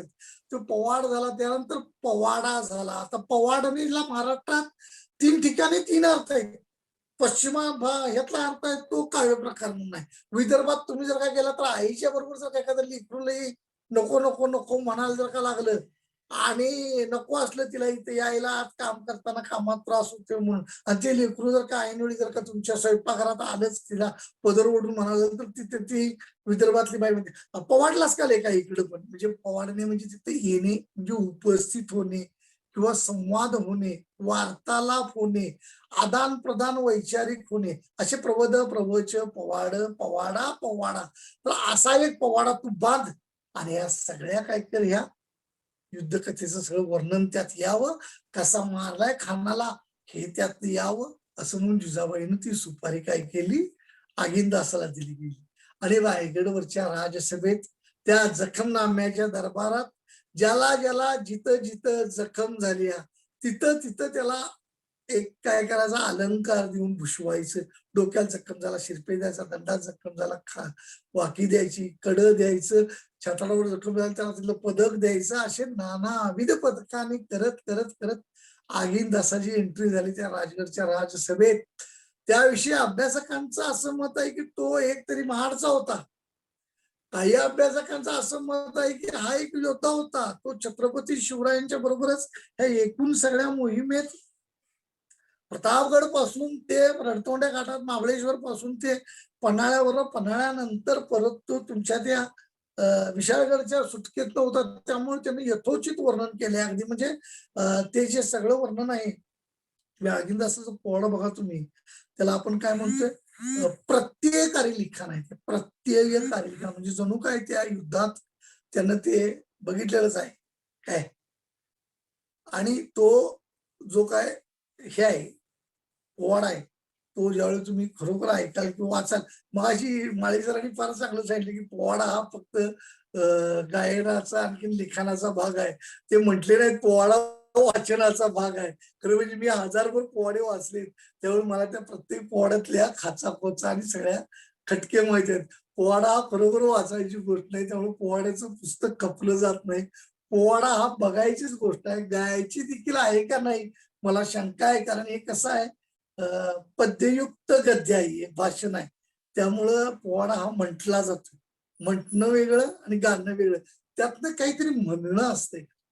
जे म्हणणं आहे म्हणजे व्यक्त होणं आहे, अभिव्यक्तीचं एक माध्यम आहे ते. सगळ्या ललित कलामध्ये नेमकं तेच असते. तर असा पोवाडा पहिल्यांदा राजगडवरच्या राज्यसभेत अगिंदासानं म्हटला गेला. जवळपास 53-54 कडव्यांचा पोवाडा येतो त्याला. आता अर्थात पोवाड्याच्या परवा एके ठिकाणी मी एका कार्यशाळेत सांगितलं होतं, त्याचा विषयच होता वेगळा, आपल्याला प्रवास बघायचा आहे. तर त्या प्रवासानंतर त्यांचा विषय असा होता की पोवाड्याची आकृतीबंध असा विषय होता. त्यामुळे तो 51 चौकाचा आहे का 51 कडव्यांचा आहे, हा प्रश्न माझ्या दृष्टिकोनातून फार वादातीत आहे. म्हणजे अक्षरशः, कारण तुम्ही लोकांनी आज इपिक्स वाचले असतील किंवा कालिदासाची कवनं वाचली असतील, हे नंतरच्या काळातले आलेले आहेत, लक्षात घ्या तुम्ही. हे सर्ग नंतर वाचून, त्या सर्गातले छंद वाचून, त्या सर्गातले वृत्त वाचून पोवाड्यात कालानुरूप दर एक 25-50 वर्षानंतर असे वेगळे वेगळे वेगळे वेगळे बदल होत गेलेले. आणि तो जो पोवाडा आहे, तो पोवाडा अफजल खानच्या वधापासून ते शिवछत्रपतींच्या राजा अभिषेकापर्यंत, राजा अभिषेक आहे तो, राज्याभिषेक नाही आहे, तर राजा अभिषेकापर्यंत शिवाजी महाराजांच्या दरबारात राजमान्यता असणारी एकमेव कोणती कला असेल तर त्या काळात वेगळे वेगळे हाताशी भजन होतं, लावणी होती, अमुक होतं, ते सुप्तावस्थेत होती. परंतु जनसामान्यात जो काय त्या राजाचा जो पराक्रम एवढा मोठा स्वरूपात उठला, आणि पराक्रमाचं गुणगान गायचं म्हटलं तर ना त्याला ओवी चालते, ना त्याला अभंग चालतोय, ना त्याला लावणी चालत्या, ना त्याला काय नाही. त्या पराक्रमाचं गुणगान, पराक्रमाला साजेशाच तशा ताळेबंद शब्दात एक रसनिर्मिती करणारा वीररसातला काव्यप्रकार जो काय महाराष्ट्राच्या भूमीवर जन्माला आला. खरं म्हणजे सरांनी मग अशी ओळख करून दिली, it is the dawn of Maratha poetry. परंतु या पोएट्रीची जी काय पहाट झालेली आहे, ही मराठी साहित्याची पहाट म्हणली गेली आहे. परंतु या पहाटच्या पुढं दुपार झालेलं नाही. आज तागायत नानाविध साम्राज्य, नानाविध सांगीतिक किंवा तुमचे वाङ्मयीन साहित्यिक, वेगवेगळे सुगम संगीत, नाट्यसंगीत, लोकसंगीत, अनेक कला प्रकार जरी आले तर अवीट गोडी म्हणतात पोवाड्याची. हा पोवाडा हा तुमच्या आमच्या डीएनए मध्ये आहे, म्हणतो मी, डीएनए मध्ये आहे. फक्त पोवाड्यातनं नंतर झालेले विषय कसे आहेत त्याचा आपण जरा थोडक्यात विचार करूया. काय ही सगळ्यात महत्वाची गोष्ट म्हणजे इतका रंगलेला पोवाडा, त्यानंतर तुळशीदासनं भर टाकलेली आहे त्यात. तुमच्या अफजल खानच्या पोवाडा अहिंदासनं लिहिला. तो माघ शुद्ध नवमीला सिंहगड कसा घेतला हे तुळशीदासनं लिहिलेलं आहे. तानाजी सारख्या योद्ध्याला देखील सिंहगड सर करायला जाताना पायथ्याशी असणाऱ्या कोळीवाड्यातील सगळे लोक स्वराज्यात सामील करून घ्यायला गोंधळ आणि पोवाड्याच्या माध्यमातून तिथं डपाचं कड वाजवायला लागले आणि लोक पितूर करून गेलेले आहेत. बहिर्जी नाईक सारखा महान म्हणजे जगातला आता ब्रिटिशांची सगळ्यात गुप्तहेर संस्था फार म्हणे काहीतरी सजग आहे, फंटर आहे, परंतु बहिर्जी नायकासारखा माणूस हा तर जितका संस्कृतच्या सुभाषितांच्या सांगण्यात मशहूर होता, तेवढंच तुम्हाला सांगतो पोवाडा गाण्यात देखील होता. तो त्याला सगळेच त्याला अभंग पोवाडा सगळ्या फकिरी काव्य उर्दू अस्खलित बोलायचा तो. तर त्या बहिर्जी नायकाने देखील एक कडं उचललेलं आहे. तानाजी मालुसरेला देखील कडं उचललं आणि पोवाड्याच्या माध्यमातून शिवछत्रपतींच्या सैन्यामध्ये भरती करून घेण्यासाठी, रिक्रुटमेंट करण्यासाठी अनेक गावोगावी जाणे, त्या गावाच्या पारावर जाणे, डब तुंतुन लावणे. आणि आजकाल कसे शासकीय योजना सांगत आपले शाहीर जातात की नाही, तशी त्यावेळेच शासन होतं. शिवछत्रपतींच्या शासनाचा महिमा सांगत शाहीर तत्कालीन समाजातील उग्र महत्वाच्या कुतूहलजनक गोष्टी लोकांना सांगे आणि मग लोक त्याला त्याच्या उपजीविकेसाठी काहीतरी करत. हे शाहिराची उपजीविका ही ह्यावर होती. राजगडवरच्या राजसभेत तर पोवाडा गायल्यानंतर शिवाजी महाराजांनी त्याला एक शेर सोन्याचा तोडा आणि बसायला घोडा दिला, असं स्वतः अहिंदासानं त्या पोवाड्यात नमूद केलेलं आहे. शिवाजी महाराज दानशूरतेच्या बाबतीत म्हणजे प्रश्नच नाही. बाकी फार कमी शाहिरांनी विचारानं योग्य असल्यामुळे राजाश्रय पत्करलेला आहे. लक्षात घ्या, संत कवींच्यासाठी राजाश्रयाचा प्रश्नच उद्भवत नव्हता. नंतरच्या मधल्या काळात पेशवाईमध्ये जसं शाहिरांनी पोवाड्याचं स्वरूप बदललं, तसा तिसरा एक काव्य प्रकार मराठी साहित्यातला एक उगम पावलेला आहे. पण तो अल्पकाळ टिकला आणि त्यात फार मोठं वृद्धिंगत होऊ शकला नाही. त्याला म्हणतात पंथकाव्य. आता संत काव्य म्हणजे आपण बघितलं सगळे संत आहेत. 18 पगड जाती जमातीत कुठली अशी जात नाही की त्यात संत नाही आहे. संत असले त्यांनी भक्तिरसाचा महिमा त्यांनी सांडला या भूमीवर. वीररसाचा सडा संत कवींनी केला आणि वीराला वीरश्रीला शृंगाराशिवाय त्याला मजा नाही, म्हणून पेशवाईत गेल्यानंतर शृंगार रसात हा शाहीर नंतर बुडालेला आहे. अवघ्या 60-70 वर्षामध्ये पोवाडा व्हॅनिश झाला. 60-70 वर्षामध्ये पोवाडा व्हॅनिश झाला. यथा राजा तथा प्रजा म्हणायची पाहिजे. मागणी तसा पुरवठा करत उपजीविकेसाठी कैक शाहिरांनी राजाश्रय पकडला. आणि होनाजी बळा असतील, श्रेयंभाऊ असतील तुमचे, प्रभाकर असतील तुमचे, पट्टेबापर असतील तुमचे, राम जोशी असतील, नानाविध शाहिरांची थडी थडी एकमेकांना आपापल्या यथामती यथाशक्ती त्याला देहावरची गाणी पण म्हटलं जाते. ते देहावरची गाणी लिहायला चालू. ह्यालाच पॅरलल एक ह्याच्यापेक्षा जरा जुनाट गोष्टी परंतु ती गोष्ट व्यक्तिपूजक न राहता ईश्वराची गाणी म्हणणारी एक प्रकार आहे. त्याला म्हणतात ते भेदिक गाणी म्हणतात त्या अध्यात्माची. मग ती शिव आणि शक्ती, पार्वती, स्त्री आणि पुरुष अशी त्याला देहावरची गाणी म्हटली जातात. तो भागच वेगळा आहे. हा जो काय राष्ट्रीय पोवाडा आहे तो वेगळा आहे. तर अशा पद्धतीनं हे काम करता करता शाहीर इतका शृंगार रसा तिथे पेशवात बुडाला की पुन्हा तुम्हाला सांगतो या महाराष्ट्राला शिवछत्रपतींची आठवण करून देण्यासाठी एक लक्षात ठेवा, एक भाऊसाहेब पाटणकरांचे एक 4 ओळी मला चटकनात आठवल्या की निर्धाराने दुष्टास तुझला त्रास घ्यावा लागला, अरे देह घ्यावा लागला, अवतार घ्यावा लागला, त्याहून दुर्वृत्त आम्ही त्रास विले ना तुला, मेलो असे चुपचाप की हे कळलेही नाही तुला. खरोखर गंमत अशी आहे की काय होतंय माहिती आहे की कंसासाठीच कृष्णाला अवतार घ्यावा लागलाय आणि रावणासाठीच रामाला अवतार घ्यावा लागलाय आणि परत शिवछत्रपतींची आठवण घ्यायसाठी परत या भारत भूमीवर एका परकीय सत्तेचं आक्रमण झालं, मुघल झाले. आणि त्यानंतर ही जी नवीन सत्ता जन्माला आली आपल्या इथं, तिने हळूहळू व्यापारी म्हणून आले आणि राज्यकर्ते बनले. अशी ते ब्रिटिश, आणि त्या ब्रिटिशांचा जुलूम वाढल्यानंतर ही शृंगारिक चाळ आणखी तुम्हाला सांगतो रंगीन छंदी ढोलकी बाजूला पडली आणि परत कान कान कान कान कान कान शाहिराचा या डब सह्याद्रीच्या कडे पठारावर डब कडकडला आणि परत शिवछत्रपतींच्या पराक्रमाची आठवण करून देत होनाजी बाळा असतील, प्रभाकर असतील, राम जोशी असतील, राम जोशी अशा पद्धतीनं ब्रिटिश अंमल या भारतीय किंवा महाराष्ट्रावर होता त्याच्या विरोधात एक विचार पसरवणं अत्यंत गरजेची गोष्ट होती.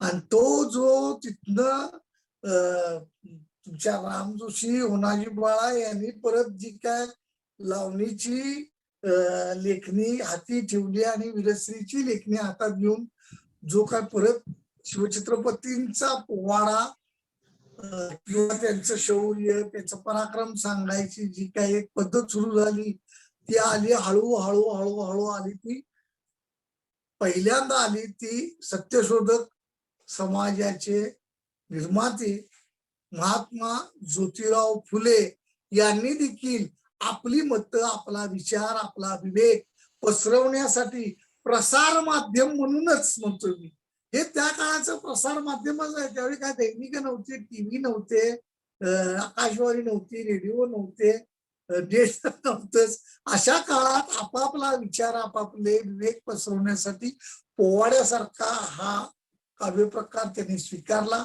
आणि कुळवाडी भूषण भोसल्याचा पोवाड्याला गातोगा म्हणत त्यांनी पण एक प्रदीर्घ पोवाडा लिहिला.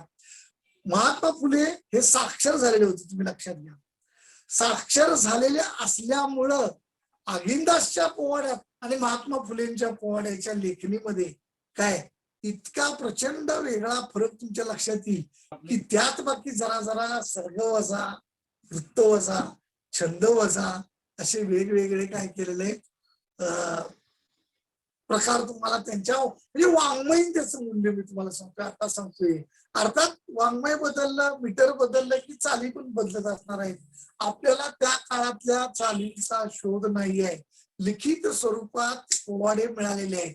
आणि त्याच दरम्यान 1884 साली इंग्रज सरकारला समजेना नेमकं की ह्याच्या यशाचं, या महाराष्ट्रावरच्या मराठ्यांच्या यशाचं नेमकं गमक कशात आहे, कशामुळे या लोकांच्यात अजून एवढी उर्मी आहे लढायची, काय ताकद आहे या शिवाजी राजाच्या पराक्रमात. म्हणून त्यांनी शिवाजी महाराजांच्या इतिहासाचा शोध घ्यायची काय केली, मोहीम आखली. मग काय मिळालं, थोड्याफार ज्या काय आपल्याकडे बकरी आहेत त्या ते परमानंद शिवभारत अमुक थोडे ब्रिटिशांनीच नंतर शोधून ठेवलेलं आहे काय. आणि थोडीफार दस्तावेज मिळाले, काही दस्तावेज मोडीच होते म्हणल्यानंतर मग मूढलिपीत आणखी काय. मग एका ब्रिटिश अधिकाऱ्याच्या लक्षात आलं की बाबा रे, पोवाड्यामधून देखील यांचा इतिहास लिहिला गेला असणार आहे. म्हणून एका इंग्रजी अधिकाऱ्याची नियुक्ती केली गेली, त्याचं नाव आहे ऑकवर्थ, आणि त्याला एक स्थानिक सहाय्यक म्हणून दिला गेला, त्याचं नाव आहे शाळीग्राम. ह्या शाळीग्रामनं तो भूप्रदेश दाखवला, गावं दाखवली, शाहीर दाखवले, शाहिरांची परंपरा दाखवली, कागदपत्र चेक केलीत आणि ऑकवर्थनं त्याच्यावर मॉनिटरिंग करून महाराष्ट्रातल्या खेड्यापाड्यातनं अनेक काय केले, पोवाडे संकलित केले. पहिल्यांदा संकलन केलं त्याचं, आणि ते 1884 मध्ये तुम्ही लक्षात घ्या.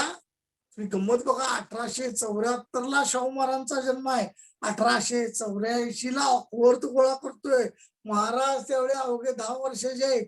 1894 शाहूंचा राज्याभिषेक होतोय, आणि शाहूंचा राज्याभिषेक झाल्यानंतर महाराजांचे जे काय काटकुळे असेल किंवा तुमचा रायबाग असेल, इकडे जी काय कर्नाटकातली जी काय त्यांचे सुबे आहेत, त्या सुब्यातल्या एका मोहिमेवर राजर्षी शाहू महाराज गेले असताना, महाराज गेले की सगळे तटलेल्या केसेस निकालात काढायच्या, सगळे न्यायदान असेल कागदपत्र हजर व्हायची.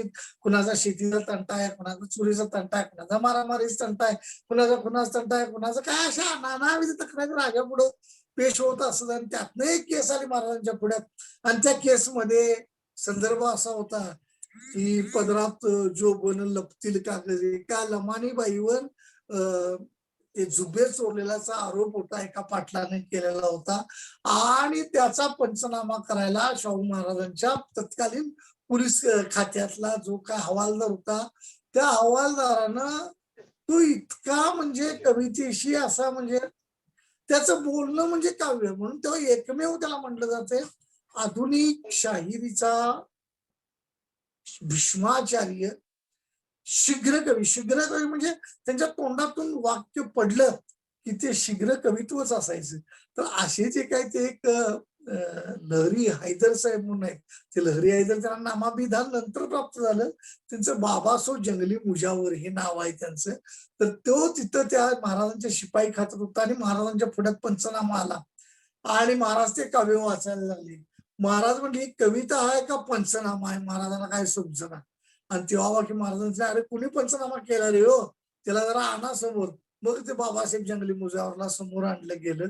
आणि समोर आणल्यानंतर तुमच्या माहिती सांगतो, महाराज म्हणले अरे तू पोलीस खात्यात काय करायला लागलायस म्हणून रायबागवरनं त्यांना उचललं गेलं, कोल्हापूरला आणलं गेलं. कोल्हापूरला दरबारी शाहीर म्हणून त्यांची नियुक्ती केली गेली. आणि 10 वर्षापूर्वीच गेलेल्या आणि थंड पडलेल्या सत्यशोधक समाजाच्या चळवळीचा स्वीकार राजर्षी शाहूंनी केला. आणि त्या विचारसरणीची गीतं लहरी हैदरांच्याकडनं घेऊन पुन्हा प्रसार माध्यमाच्या रूपातनं पोवाड्यानं स्वीकारलेले एक नवीन रूपडायक एक विचार स्वीकारला गेला.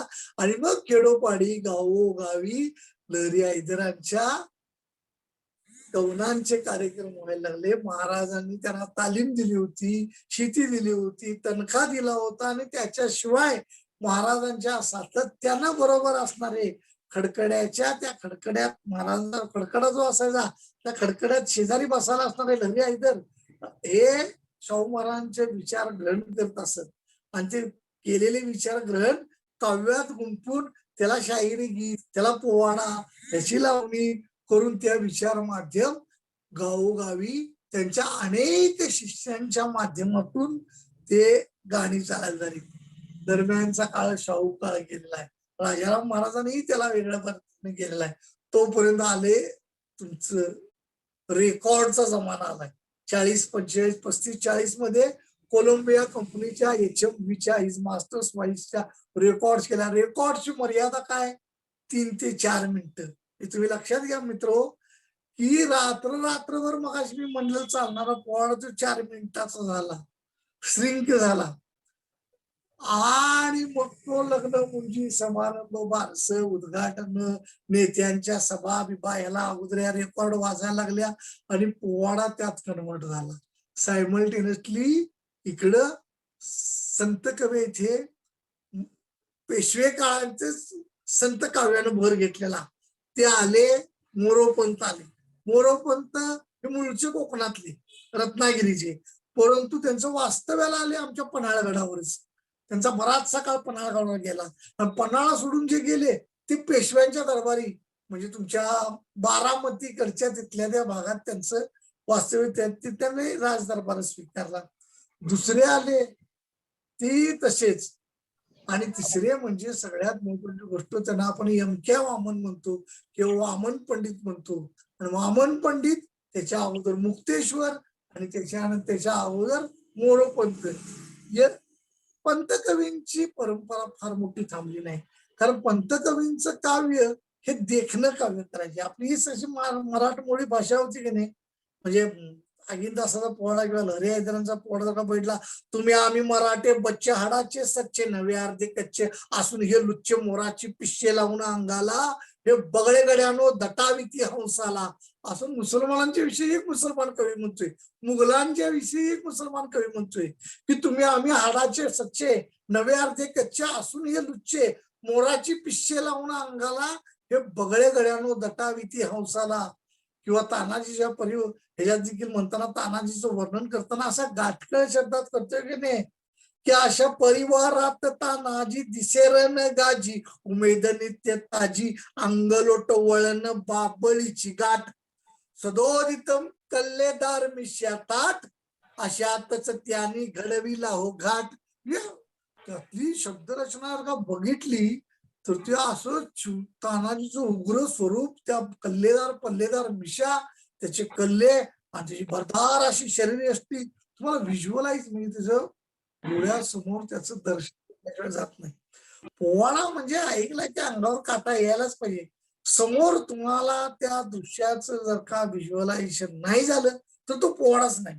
नाहीतर आपलं उगाच लावलंय मागा आणि पोवाडा असं ऐकत असं होत नाही. पोवाड्यात माणूस असा रम्मान होतो आणि त्यातनं प्रचंड स्फूर्ती घेतो. प्रचंड स्फूर्ती म्हणजे माझा 9 राज्यातला देशातला अनेक माझा अनुभव आहे की काही ठिकाणी काही वेळेला आता मला जर्मनच्या काही पुढ्यात लोकांच्या पुढे भाषा कळत नव्हती, परंतु या हृदयाची त्या हृदयी ओतले ही प्रोसेस पूर्ण करणारा मराठीतला अजून पहाट म्हणतो मी त्याची मध्याह्न झालेलं नाही. मध्यात झालेलं नाही म्हणजे त्याचा अंत होणार नाही. ही मराठी काव्याची पाठ असणारा एक महाराष्ट्राला अतिशय अभिमानास्पद असणारा काव्य प्रकार विरसनीचा कोणता असेल तर तो पोवाडा आहे. तर तो पोवाडा आहे.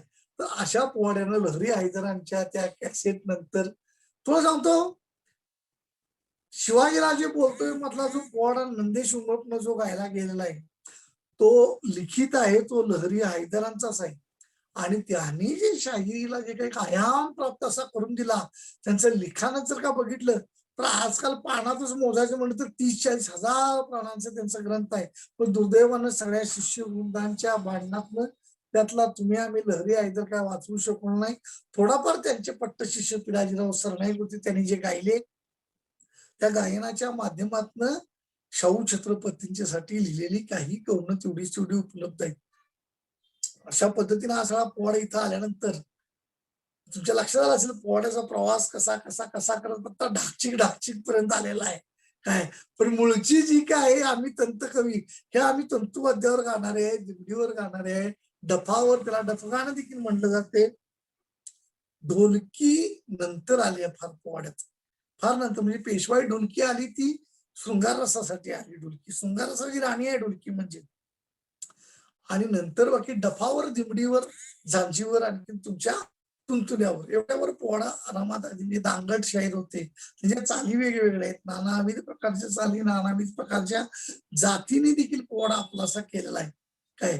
आणि अशा पोवाड्याचं ज्यावेळी आता तुम्हाला सांगायला हरकत नाही की या काळात जर का बघितला तर त्या पोवाड्यात यथामती यथाशक्ती माझ्या मी जी काय भर टाकल्या खरं म्हणजे ज्योतिबा फुल्यांच्या नंतर या पोवाड्यात फार वेगळ्या पद्धतीनं सावरकरनी पोवाडे लिहिलेले आहेत, खाडिलकरांचे पोवाडे आहेत, त्यानंतर तुमचे अण्णाभाऊ साठ्यांचे पोवाडे आहेत, त्यानंतर आत्माराम पाटलांचे पोवाडे, हजारो शाहिरांची थडी एक विचार संयुक्त मराठाच्या चळवळीत तर या पोवाड्यानं एवढं नंतर रूप घेतलं.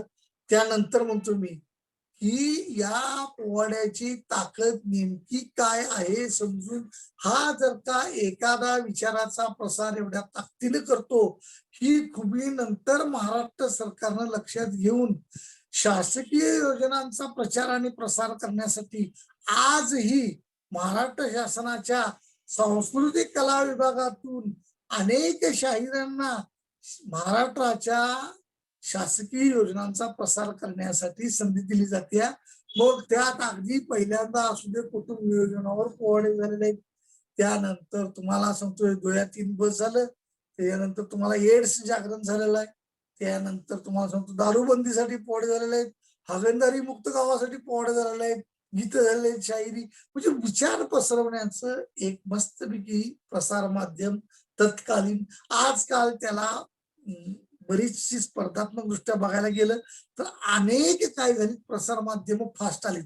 पत्रक आलं, पत्रक आल्यानंतर रेडिओ आला, रेडिओ आल्यानंतर टीव्ही आला, टीव्ही आल्यानंतर आता नेट आलं. हे नेट म्हणजे काय, नेट जे काम करतं ते नेट काम कधी केलं असेल तर ते पोवाड्याने केलेलं आहे त्या काळापासून. म्हणजे विचार पसरवली. धार्मिकचा कसा होता एक विचार पसरवला ऐका ऐका म्हणतो पद्धतीनं असा एक तो एक साधा सोडून द्यायचा होता विचार. ह्यात असं नाही, ह्यात अट्टाहास आहे म्हणून शाहिराच्या पट्ट्यावरचे आहेत. काल तुम्ही ऐकलं असेल गणेश चंदनशिवे गाताना हे एकदम हाय पिच मध्ये गाणे. का पिच मध्ये गाणे, आपण अगदी तो प्रसंग बघितलेलाच आहे असा साक्ष देत गाणे. 300 वर्षापूर्वीच देखील एखादी कथानक सांगत असताना पोवाडा इतका ठासून सांगितला जातोय की अरे बाबा हे सत्य आहे, वरडून सांगायची गरज असते. तरच ते समाज मनावर एक वेगळं गारुड करतं, एक वेगळा आमिठ असा ठसा उमटवतं आणि मग त्यातून स्फुल्लिंग घेऊन त्यातनं स्फूर्ती घेऊन समोरचा जनसमाज हा जागा होत असतो. आज खरं म्हणजे तुम्हाला पोवाड्याचा पोवाडा ऐकवायला पाहिजे असं मला वाटते. मी जो लिहिलेला आहे, मी भरपूर पोवाडे लिहिलेले आहेत. मी म्हणजे 1857च्या बंडावरचा, खरं म्हणजे मी अलीकडे जन्माला आलेलं शाहीर माझ्यासाठी काही शिल्लक ठेवून होतं.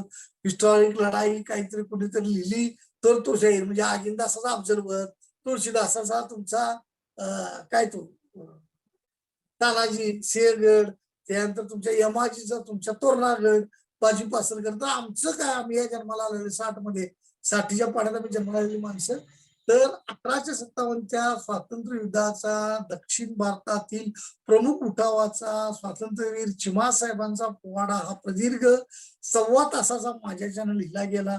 हे माझं या म्हणजे शाहिरीनं मला दिलेलं फलित आहे. मी इथं आल्यानंतर मी नानाविध काव्य प्रकार लिहिलेले आहेत. तुम्हाला आजचा दिवस आहे राज्याभिषेकाचा, मला वाटतं किती वेळ झाला सांगा, 1 तास झालेला आहे. मला माळी सर सांगतील अजून किती चालू ठेवू काय, परंतु आज मला असं समयोचित असं वाटतंय की मी अनेक कार जरी लिहिले असले तरी मी इतक्या पद्धतीनं शिवछत्रपतींच्या वरच अनेक वाङ्मय वाचायचा प्रयत्न केला की बाबा कुणी कुणी काय काय लिहिले. छत्रपती शिवराय एक मिथक नावाचं पुस्तक आहे. शिवाजी महाराजांच्यावर पोवाडे झाले, शिवाजी महाराजांवर शाहिरी गीत झाले, शिवाजी महाराजांच्यावर तमाशे झाले, शिवाजी महाराजांच्या एक एक वगनाट्य झाले, एक एक प्रकारावर शिवाजी महाराजांच्यावर आरत्या झाल्या, शिवाजी महाराजांच्यावर गण झाले, वेगळे वेगळे गण म्हणतो मी. मी स्वतः शिवाजी महाराजांच्यावर एक गण लिहिलेला आहे. कारण मी शिवछत्रपती सोडून, माफ करा, राष्ट्रीय पुरुष सोडून मी कुठल्याही व्यक्तिद्वेषाच्या पोवाड्यानं माझं तोंड आजवर कधी गेल्या 25 वर्षात बाटलेलं नाही आहे. मी फक्त ऐतिहासिक पोवाडे म्हणतो. त्यामुळे गण देखील जो काही माझा आहे, जसं पट्टेबापुरावाचा गण म्हणतात की या नाचत रंगनी गणबा हो गवरीच्या हारकी, या भगव्या जरी पटक्याच राजसलेन जगती महान, हेलेन जगती महान, हेलेन जगती महान. आम्ही शाहीर गातो उर भरून हे त्याचे ओजस गान, या भगव्या जरी पटक्याच राजसलेन जगती महान, हा महाराष्ट्राचा प्राण. हा म्हणजे शिवाजी महाराजांच्यावर हा गण चपकल चार ह्याचा इतका बसला गेला जबरदस्त. त्या पद्धतीनं शिवाजी महाराजांच्यावर अनेक कवनं जी काही मी उधळलेले आहेत, त्यातलं 350 वर्षात सगळ्या शाहिरांनी कृपा करून माझ्यावर जे काय वरदास्त दिलेला आहे आज तागायच्या जुन्या शाहिरांनी, ती एक जागा सोडली आहे, ती म्हणजे शिवरायांच्यावर भूपाळी ही कुठंच नाही. मी इतके शिवछत्रपतींच्या वरचं वाचन गेल्या 35-40 वर्षाहून अधिक काळ करतोय, परंतु महाराजांच्यावर भूपाळी हा काव्य संस्कार लिहिलेला मला तरी कुठं काय आढळलेला नाही. परंतु परंतु परंतु हा एक राजसंस्कार आहे. का नाही याचा मी शोध घेतला तर मला असं आढळून आलं मित्र की महालात गाद्या गिरद्यावर लोळणाऱ्या राजाला झोपेतून सकाळी, माफ करा, साखर झोपेतून उठवण्यासाठी जो काव्य संस्कार केला जातो राजावर, तो म्हणजे भूपाळी आहे. भूप रागात गायली जाते आणि पहाटे पहाटे गायली जाते. झालं का? शिवाजी महाराजांचे तर आयुष्यात कधीही काय गेलं नाही. महालात लोळण्याचा कधी एकही प्रसंग झाला नाही. कधी कायम हा माणूस घोड्यांच्या टापाचा आवाज काढत या सह्याद्रीच्या कडे पठारावरनं मुलुकगिरी करत होणारा राजा कधी मला 8-9 वाजेपर्यंत किंवा 5-6 वाजेपर्यंत पण झोपलेला नाही. पण किमान आजचा दिवस आहे, ज्येष्ठ शुद्ध त्रयोदशी आहे, तिथीनं आजचा रायगड आहे, रायगडवरचा राज्याभिषेक आहे. त्यासाठी मला तुमच्यासाठी काहीतरी एक शिवशाहीर म्हणून देणगी द्यावी वाटते. खरं म्हणजे तासाभराचं व्याख्यान झालेलं आहे, तुम्ही बोला म्हटला तर अजून भरपूर बोलता येते. परंतु परंतु पोवाडा प्रकारात जसं शाहिरी गीत असतं, गोंधळ असतो, वेगवेगळ्या आणखीन त्याला ऍडिक्शन असणाऱ्या गोष्टी असतात, चाली असतात, पाळणे पण असतात पोवाड्यात. सर वेळ आहे अजून, वेळ आहे अजून. मी काय प्रकार लिहिलेला आहे तुम्ही, वेळ आहे म्हणलं घ्या, अजून हरकत नाही, सादरीकरण होऊ द्या.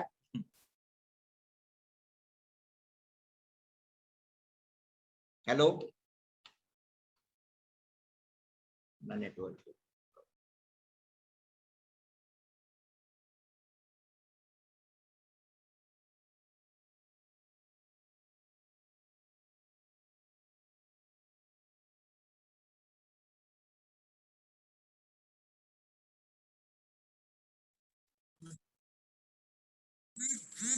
हाँ सर, हेलो. आवाज येतोय येतोय सर, आवाज येतोय, येऊ द्या. आला ना? हा, हा हा ठीक आहे. आता आणि भोपाळी वेळ आहे ना तुम्हाला? बघा तुमच्या वेळेत आहे ना? हा आहे, वेळ आहे, अजून 2 तास आहे, अजून घ्या. हा, मग काय हरकत नाही, मग काय हा हरकत नाही. ओके. हा तर आम्ही मुद्दाम तुम्हाला एक काहीतरी गिफ्ट द्यायची होय होय, नाही भोपाळी तेच तयार. अपेक्षा सगळ्यांची तीच आहे, सादरीकरण होऊ द्या. तर हा. तर हा जो काही दिवस आहे आजचा, त्या आदल्या दिवशी एक तासभर महाराज झोपले असतील आणि झोपलेल्या राजाला महालाच्या दरवाजावर जाऊन राज दरबारी कवीनं शाहिरानं ती भोपाळी गाऊन शिवछत्रपतींना उठवणं अशी एक सिच्युएशन आहे. आणि मग नंतर पहाटे बसणं, सगळे राज्याभिषेकाचे विधी चालू झाले असतील, काय सांगतोय. तर ती मी भोपाळ्या आपल्याकडे मुद्दाम ठेवतो बघा. की प्रात काळी बिगी बिगी कसबा श्री गणेश आले. बा एक एक ओळीवर मला भरपूर बोलता येईल सर. आता कसबा श्री गणेश का आले? शाहिरीला मी माझे सांगितलं, पहिल्यांदा गण लावावा लागतो. गण म्हणजे गणाची आराधना, रंगदेवतेची पूजा. एका वेगळ्या विचाराचा वारू म्हणजे शाहिरी आहे. ती विचार पेरण्याचं प्रसार माध्यम शाहिरी आहे. तद्वतच शिवछत्रपतींचं आयुष्य देखील एका मला शाहिरी सारखं भासतंय. आणि शिवाजी महाराजांनी आयुष्यात आदिलशाही सरकारनं जेव्हा गावाचा पुण्याच्या जमिनीवर फिरवला होता, तिथं जिजाऊंच्या मार्गदर्शनाखाली सोन्याचा नांगर फिरवून शिवबाच्या हस्ते पहिल्यांदा मुक्त केलेलं काय असेल, युद्ध आयुष्यातलं कुठलं केलं असेल तर कधी पुण्याला गेला तर कसबा पेठेतल्या गणपतीचं, कसबा गणेशाचं दर्शन घेऊया.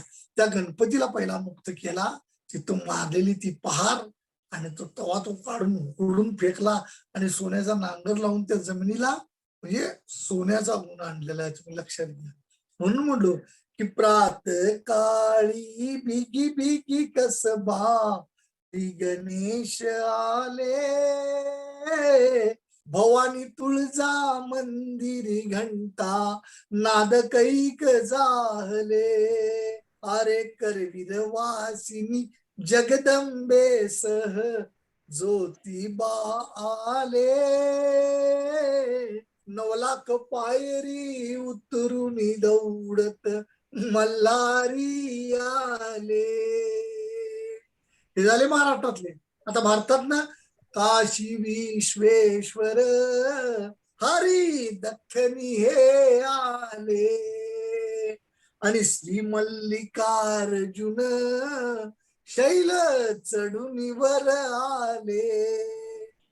ओ भवानी शिरकाई, कधी रायगडावर गेला असाल, एखादा पाहुणा आला की त्याला रिसिव्ह करायला जसं आपण घरातलं कोणतरी जातो किंवा गावातले आपले मेयर वगैरे जातात मुख्यमंत्री आल्यानंतर, तशा या स्थानिक देवता आहेत रायगडावरच्या की भवानी शिरकाई अतिथी स्वागता दंगगडावरती. 33 कोटी देव हे जमले ऐकून शिव कीर्ती. एक एक एक एक पाहिजे त्या रायगडाची चढत. आज शिवराज्याभिषेक दिन आहे आणि राजाने केलेला पराक्रम, 700-800 वर्षाचं या भूमीचं वैधव्य बाजूला काढून आज तिचा विवाह होणार होता शिवछत्रपतींचा. हा राज्याभिषेक नाही आहे. राज्याभिषेक म्हणजे तयार राज्यावर जो राजा बसतो, बापाच्या जागी जाऊन जिथं बसतो त्याला म्हणायचं राज्याभिषेक. राज्य तयार आहे, माणूस बसलेला आहे. इथं नाही, इथं राज्य तयार करून घेऊन लेखाकडनं पोरग्याला त्या राज्यावर बसवलेला आहे राजा म्हणून. म्हणून राजाचा अभिषेक आहे, शिवराजाभिषेक आहे. या शब्दाचा एक थोडासा म्हणजे आपण उच्चार करताना पण राज्याभिषेकच म्हणतो, पण दिनमहात्म्य एक आहे की तयार तख्तावर न बसता अनेक वर्षाची जी काही भूक होती ती भूक मिटवून टाकण्यासाठी झालेला आजचा दिवस, तो सोन्याचा दिवस तुमच्या आमच्या जीवनातला. तर मग काय ते ऐकून ह्या राज्याभिषेकाचं वर्णन करत असताना एक एक गोष्टी अशा आहेत की पुढच्या कडव्यात तुमच्या लक्षात येईल. सप्तशतकी काळ रात्र, 700 वर्ष झाली देवगिरीच्या विजयनगरच्या राज्याला पाक बेचिरा होऊन 700 वर्ष इथं कोण वालीच नव्हता या भूमीला. सप्तशतकी काळ रात्र शिव निघाली ही उलटुनी, आणि पसाय दानाची ही झाली मान्य ज्ञानी विनवनी. अभयने दार उघडिले ऐकुनी, नाथ हाक पैठणी. अरे किती वीर खर्ची पडले, शिव याच दिनास्तवरणी. आणि शतयज्ञांचे फळ आज जिजाऊचे अंगणी. आणि उठा धैर्य शौर्याची नजर करा, महाराष्ट्र भूवरी हो शिव भरत खंडावरी. उठा उठा शिवराय शाहिरी, करीतो ही विनवनी. हो राजे उठा उठा शिवराय शाहिरी, करीतो ही विनवनी. काव्य, पोवाडा किंवा गीत हे नटवायचं म्हणजे त्याला नानाविध पद्धतीने नटवता येते. शिवछत्रपतींच्या आयुष्यात 8 आकड्याला फार महत्व आहे. न्यूमरॉलॉजी, संख्याशास्त्र. आता काव्यशास्त्रामध्ये संख्याशास्त्र, शाहिरी करणं म्हणजे त्याला इतिहास माहिती पाहिजे, त्याला पुराण माहिती पाहिजे, त्याला धार्मिक माहिती पाहिजे, त्याला इन्शंट मधलं माहिती पाहिजे, आगम माहिती पाहिजे, वेद माहिती पाहिजे, तत्वज्ञान माहिती पाहिजे, काव्यशास्त्र माहिती पाहिजे, व्याकरणशास्त्र माहिती पाहिजे, समाजशास्त्र माहिती पाहिजे, भविष्यशास्त्र पण माहिती पाहिजे, भविष्यातल्या काही गोष्टी. तसं आता मी तुम्हाला एक कडवं पुढचं सांगतोय. या कडव्यात शिवाजी महाराजांच्या 8 आकड्याचं महत्व सांगितलं आहे. शिवाजी महाराजांच्या जीवनात 8 आकडा क्या मायने रखता है अभी देखिए तुम. क्या मतलब क्या है देखो, अष्टकोनी राजांची राजमुद्रा, रायगडवरचा प्रत्येक महालाचा जो का बुरुज आहे तो अष्टकोनी आहे. शिवाजी महाराज हे कोण म्हणतात 6वं, कोण म्हणतात 8वं अपत्य आहे. शिवाजी महाराजांची 8 लग्न झालेले आहेत. शिवाजी महाराजांना अष्टप्रधान आहेत. शिवाजी महाराजांच्या बहुतेक स्वाऱ्या या अष्टमीच्या चंद्राच्या प्रकाशात व्हायच्या, कारण the intensity of that moon is. सराईत माणूस तेवढा त्या डोंगरदऱ्यातनं जाऊ शकतो, परकीय माणसाला त्या एकदम कुठं जाता येत नाही. ही सराईत लोक होती, त्यांच्या बरोबरची नेणारी व्यवस्थित. त्यामुळे अष्टमीच्या चंद्राच्या ह्यात इव्हन शाहिस्ते खानचा देखील अष्टमीचा हल्ला आहे. शिवाजी महाराजांनी तुमच्या कोकणातला जो काय जंजिरा घ्यायचा प्रयत्न केलाय तो फसगत देखील 8 वेळा झालेली आहे. मी 8 आकड्याचे इतके तुम्हाला अजून काही काही उदाहरण देऊ शकेन की खरोखर म्हणजे विचार करावा पाहिजे. म्हणूनच मला या कडवं हे 8 ओळीच लिहावं वाटलं. 8 ओळीचं शिवाय 8 म्हणजे काय, 7 म्हणजे काय, 6 म्हणजे काय, 5 म्हणजे काय, 4 म्हणजे काय, 3, 2, 1 काय, ते आता आपण बघूया. अष्ट दिशा सम प्रधान दारी, लीन होऊन मंदिरी, सप्त नद्यां परी खळखळती त्या भार्या हर्षित उरी. सईबाईच्या अगोदरच गेल्या होत्या. षष्टाध्यायीचा गीतार्थ तुम्ही श्रीमान योगी हरी. ओ पंचभूते लीन होऊन सारी आली आपुल्या दारी. आणि 4 यवनी सत्ता झुकल्या आज रायगडवरी. 5 महाभूत आहेत, पृथ्वी आप तेज वायू आकाश, या सगळे लिहून दारात आलेत. आणि 4 यवनी सत्ता, मग उत्तरेतली बलाढ्य मोंगलजय असू दे, दक्षिणेतली विजापूरची आदिलजय असू दे, पूर्वेचा तुमचा अहमदनगरचा निजामशाही असू दे, नाहीतर पश्चिमेचा सिद्धी असू दे, या सगळ्या झुकलेले आणि सगळे आपापले नजराने घेऊन सगळ्या माना वाकून मुजरे झडा लागलेत. ज्येष्ठ शुद्ध त्रयोदशी छत्रपती शिवरायांचा 348वा वाढदिवस, आपला राज्याभिषेक दिन, त्याचा बड्डे म्हणायचा. राज्याभिषेकचा जन्म त्या दिवशी झाला. हा त्याचा आज आपण काय म्हणतोय, we are commemorating that day today after 348 years. म्हणूनच म्हटलं की 4 यवनी सत्ता झुकल्या आज रायगडवरी. आणि त्रिखंडातून भूपा आळीवती उठा उठा लवकरी. अहो स्वर्गलोक, इहलोक आणि पाताळ लोक, तिन्ही लोकातनं भूपा म्हणजे हा शब्दश्लेष आहे. एक तरी भूपतीला आळवतात आणि एक तरी भूप रागाला आळवतात. ते सारे गप धसा जो काय भूपरा गायचो त्रिखंडातून भूपा आळीवती उठा उठा लवकरी अहो द्विपुत्र तेजस ओजस सजले. कोण? छत्रपती युवराज संभाजीराजे आणि युवराज राजारामजाजी हे जणू काय द्विपुत्र तेजस ओजस सजले रवी शशींच्या परी आणि एक पिंड तो कृतार्थ भावे आशिष देण्या शिरी. एक पिंड गेली 40 वर्षे सातत्यानं एक स्वप्न उराशी धरून अनेक वेळा ते देव पाण्यात घालून बसतोय. मग भले पन्हाळ्याचा वेढा असू दे, भले आग्र्याची कैद असू दे, भले अफजल खानच्या गोटात जायला शिवछत्रपती असू द्यात, नाहीतर साहित्यकांना छापा टाकायला जाऊ द्यात, नाहीतर सुरतेला स्वारी करायला जाऊ द्यात, नाहीतर इकडं आरमारावरचं युद्ध खेळायला जाऊ द्यात. आई म्हणून वाटलं नसेल का हो जरा तरी माया आईसाहेबांना?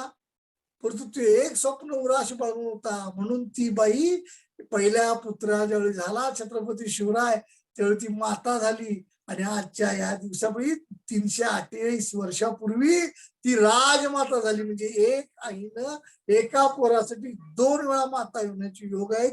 आणि तुमच्या माहितीकरता सांगतो, तुम्ही का कधी नॉस्ट्राडॅमसचं पुस्तक कधी वाचलं, त्याची भविष्यवाणी वाच, तर त्याच्या भविष्यवाणी देते नाही की महाराष्ट्राच्या पश्चिम किनारपट्टीच्या त्रिभुजाकृती प्रदेशात एक बाई आपल्या मुलग्याला राजा करेल. म्हणजे नॉस्ट्राडॅमसच्या देखील हे ह्याच्यात आहे, तुमच्या लक्षात घ्या, भविष्यवाणीत आहे. म्हणून तो अधिकारानं आशीर्वाद द्यायचा तो एकच पिंड होता. एक पिंड तो कृतार्थ भावे आशिष देण्या शिरी. आता 8 या आकड्याला 8 हा आकडा शुभ आहे. 8 हा आकडा आपल्याला माहित आहे भद्र. भद्र म्हणजे शुभ, सुभद्र. सुभद्र म्हणजे चांगल्या पद्धतीचा भद्र. अभद्र म्हणजे अपशकुनी. आणि भद्रकाली म्हणजे काली माता ही 8 हाताची असते, तुमच्या माहिती असेल. आणि या आट्यावर नवल्या कधी जो बसतोय संख्याशास्त्रात म्हणून तो नवविधा भक्तीचा बसतोय. म्हणून मी म्हणलोय की या शेवटची ओळ केल्या की नवविधा भक्तीचा सारा सजवुनी साज साथ घेऊनी गाई शिवशाही रहे आज. अहो मावळी जनता सारी म्हणे उठा उठा राज. या महाराष्ट्र धर्माची शिव राखावी लाज. अहो देवगिरीच्या जखमा साऱ्या भरून आल्या आज. तख्त मराठी आज उभ्या जगतात गाज. आणि उठा धैर्य शौर्याची नजर करा महाराष्ट्र भूवरी हो शिव भरत खंडावरी. उठा उठा शिवराय शाहिरी करीतो ही विनवणी. 348 वर्षापूर्वी आज घटकेला या वेळेला काय असेल रायगडवरचं वातावरण? काय झालं असं तू कळेल का?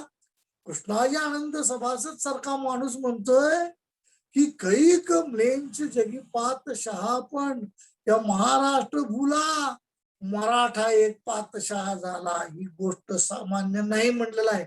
महाबाया मुघलशाही आहे, बेरीजशाही आहे, कुतुबशाही आहे, आदिलशाही आहे, निजामशाही आहे, बहामनीशाही झाल्या, सगळ्या शाह्या झाल्या.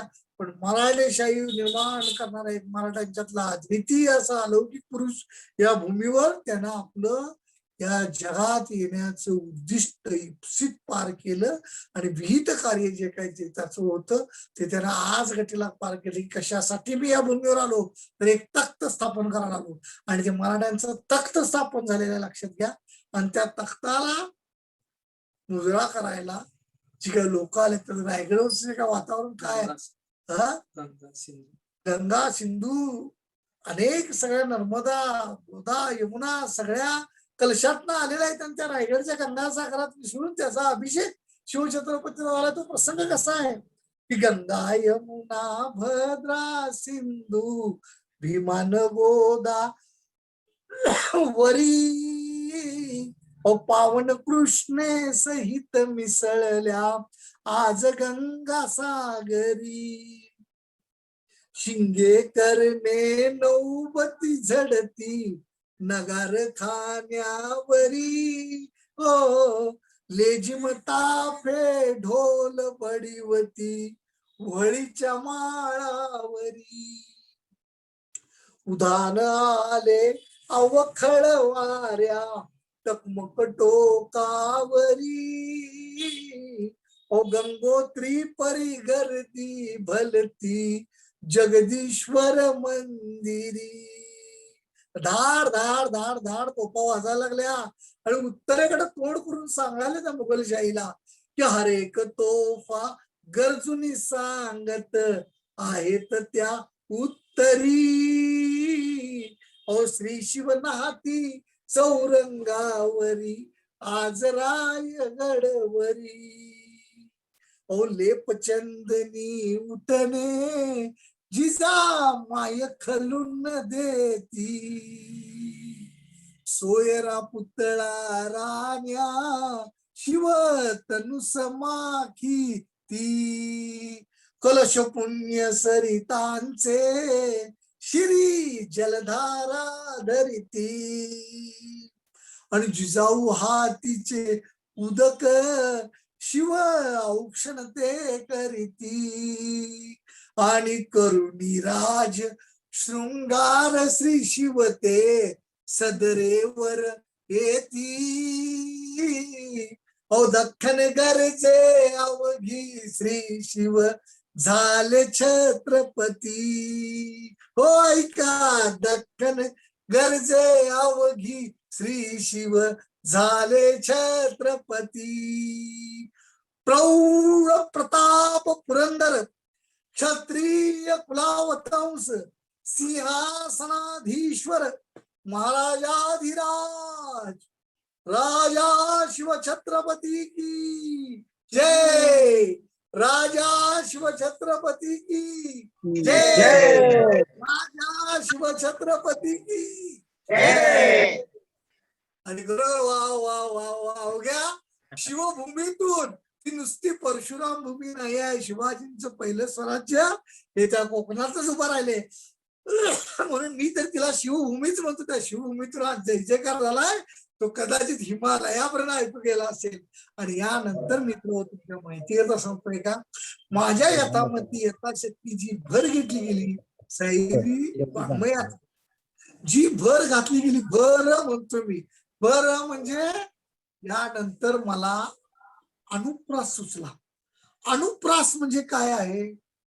अनुप्रास म्हणजे असा सुचला हेनरी ऑक्सिडननं लिहून ठेवलंय की या माणसाच्या कल्पना शक्तीची छत्रपती शिवरायांची मला गंमत करावी वाटते, म्हणला कौतुक करावं वाटतं यांचं. का? अहो असल्या महामूर पावसामध्ये उद्यापासून खरं म्हणजे 6 जूनचा राज्याभिषेक आहे तो. उद्यापासून मृग नक्षत्र चालू होणार. इथल्या शेतकऱ्यांच्यासाठी उद्यापासून शेतीची कामावरून जी ती पेरण्या करायची आणि सगळे याच्या मागे लागलेले आहेत. पाऊस चालू होणार महामूर. आणि अशा टायमात हा माणूस असल्या दुर्गम भागात या दऱ्या खोऱ्यात राज्याभिषेक करून घेतोय स्वतःला अत्यंत बेलाग अशा गडावर वरती बसून. आणि परत मला याच्या कल्पनेचे कौतुक करावं वाटते. म्हटला यानं रायगडवरचा जो काय दरवाजा ठेवलेला आहे दिंडी दरवाजा त्याची रचना अशी आहे की सूर्य दक्षिणायन ते उत्तरायण ऋतूपर्यंत उगवणाऱ्या प्रत्येक सूर्याचं किरण हे त्या सिंहासनाधिष्ठित बसलेल्या राजाच्या मुखचर्येपासून ते पदकमलापर्यंत शाळेत जाते, त्याला अभिषेक घालते. आणि म्हणलं 18 वर्षापूर्वी हे दिंडी दरवाजा त्यानं बांधलाय, नगारखाना बांधलेला आहे. आणि 18 वर्षापूर्वी त्याला माहित नव्हतं म्हणते की वर्षा ऋतूत आपण 6 जूनला राज्याभिषेक करणार आहे. तरी त्याच्या कल्पनेप्रमाणे त्या दिवशी सूर्योदय झालाय पहाटे, म्हणून मला कौतुक करावं वाटतं म्हणतोय. आणि पहाटे झालेल्या सूर्योदयानं अशी सकाळची भगवी भगवी भगवी भगवी किरण त्या रायगडवर सिंहासनावर बसणाऱ्या त्या राजाच्या अंगावर खेळायला लागलेत. त्याचं मला बघतोय म्हणला मी. असं हेनरी आपल्याकडे लिहून ठेवायची पद्धत फार कमी आहे हो, पण हेनरी ऑक्सिजन फार डिटेलिंग मध्ये आहे.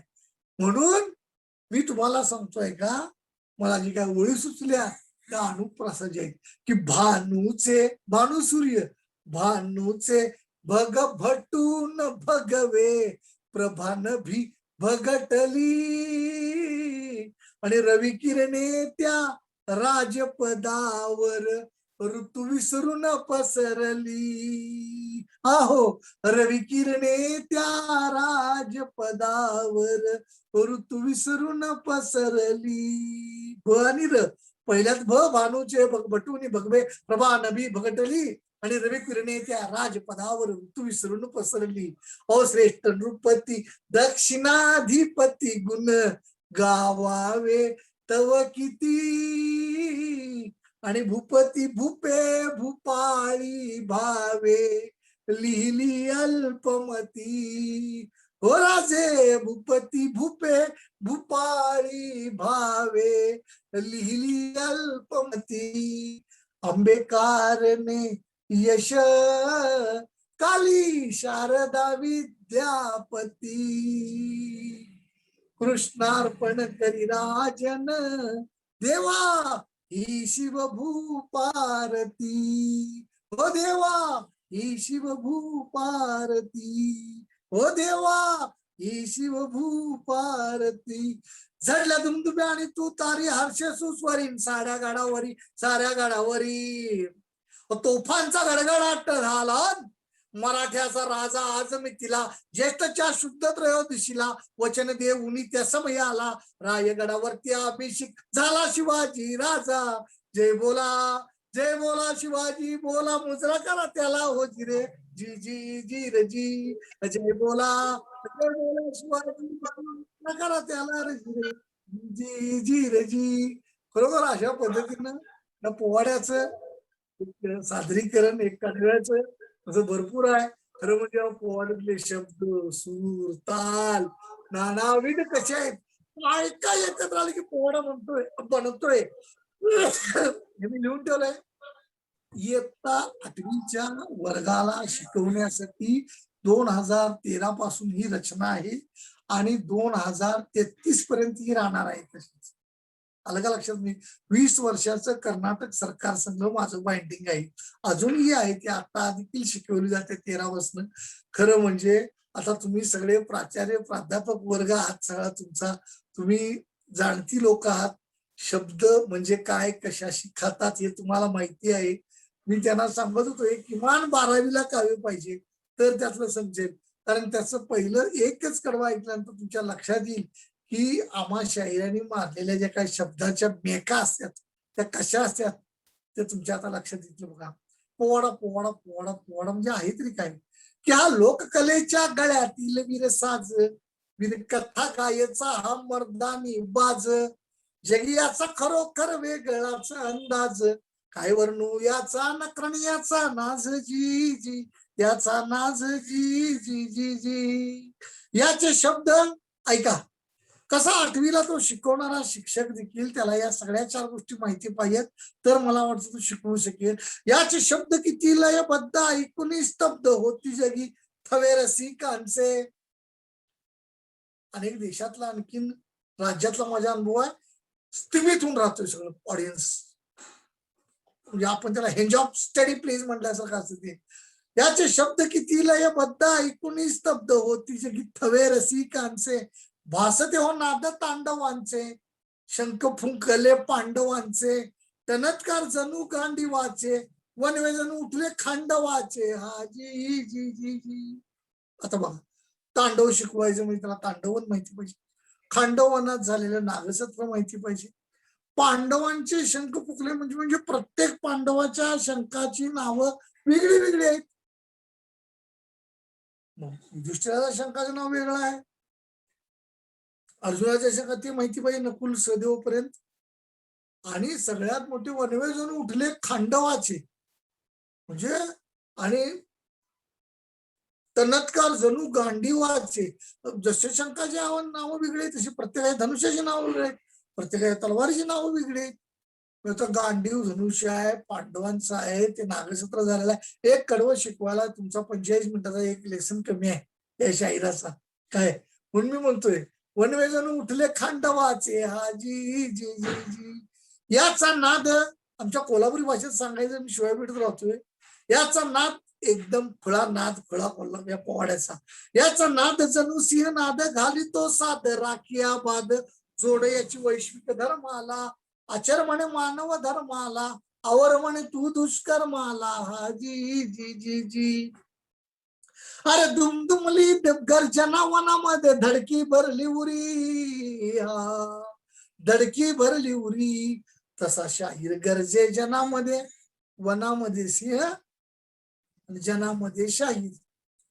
जसा शाहीर गरजे जनामध्ये नव्हे शाहीर ही सिंहरी. आता शाहिरी आणि सिंहरी म्हणजे वाघाच्या ओरडण्याला टरकाळी म्हटलं जाते आणि सिंहाच्या गर्जनेला सिंहरी म्हटलं जाते. आणि सिंहरी वर्ण देखील शाहिरी शब्द आलाय, असं पण अनेक तज्ञांचं मत आहे. म्हणून म्हटलं तसा शाहीर गरजे जनामध्ये नव्हे शाहिरी सिंहरी. याचा ताल भेदुनी काल पाही दिक्काल. लक्षात घ्या तुम्ही, पायी धिक्काला तुम्ही आर पार आमुची, तुमच्या शेजारीच आहेत. दृष्टी पाहायाचे आम्हाला वगळा गत प्रभोवतील तारांगणे म्हणणारे. तसा आहे ते की याचा ताल भेदुनी काल पायी धिक्काल. सांगे असं घडले असं घडणार, कुणाविना नाही कुठे आडणार.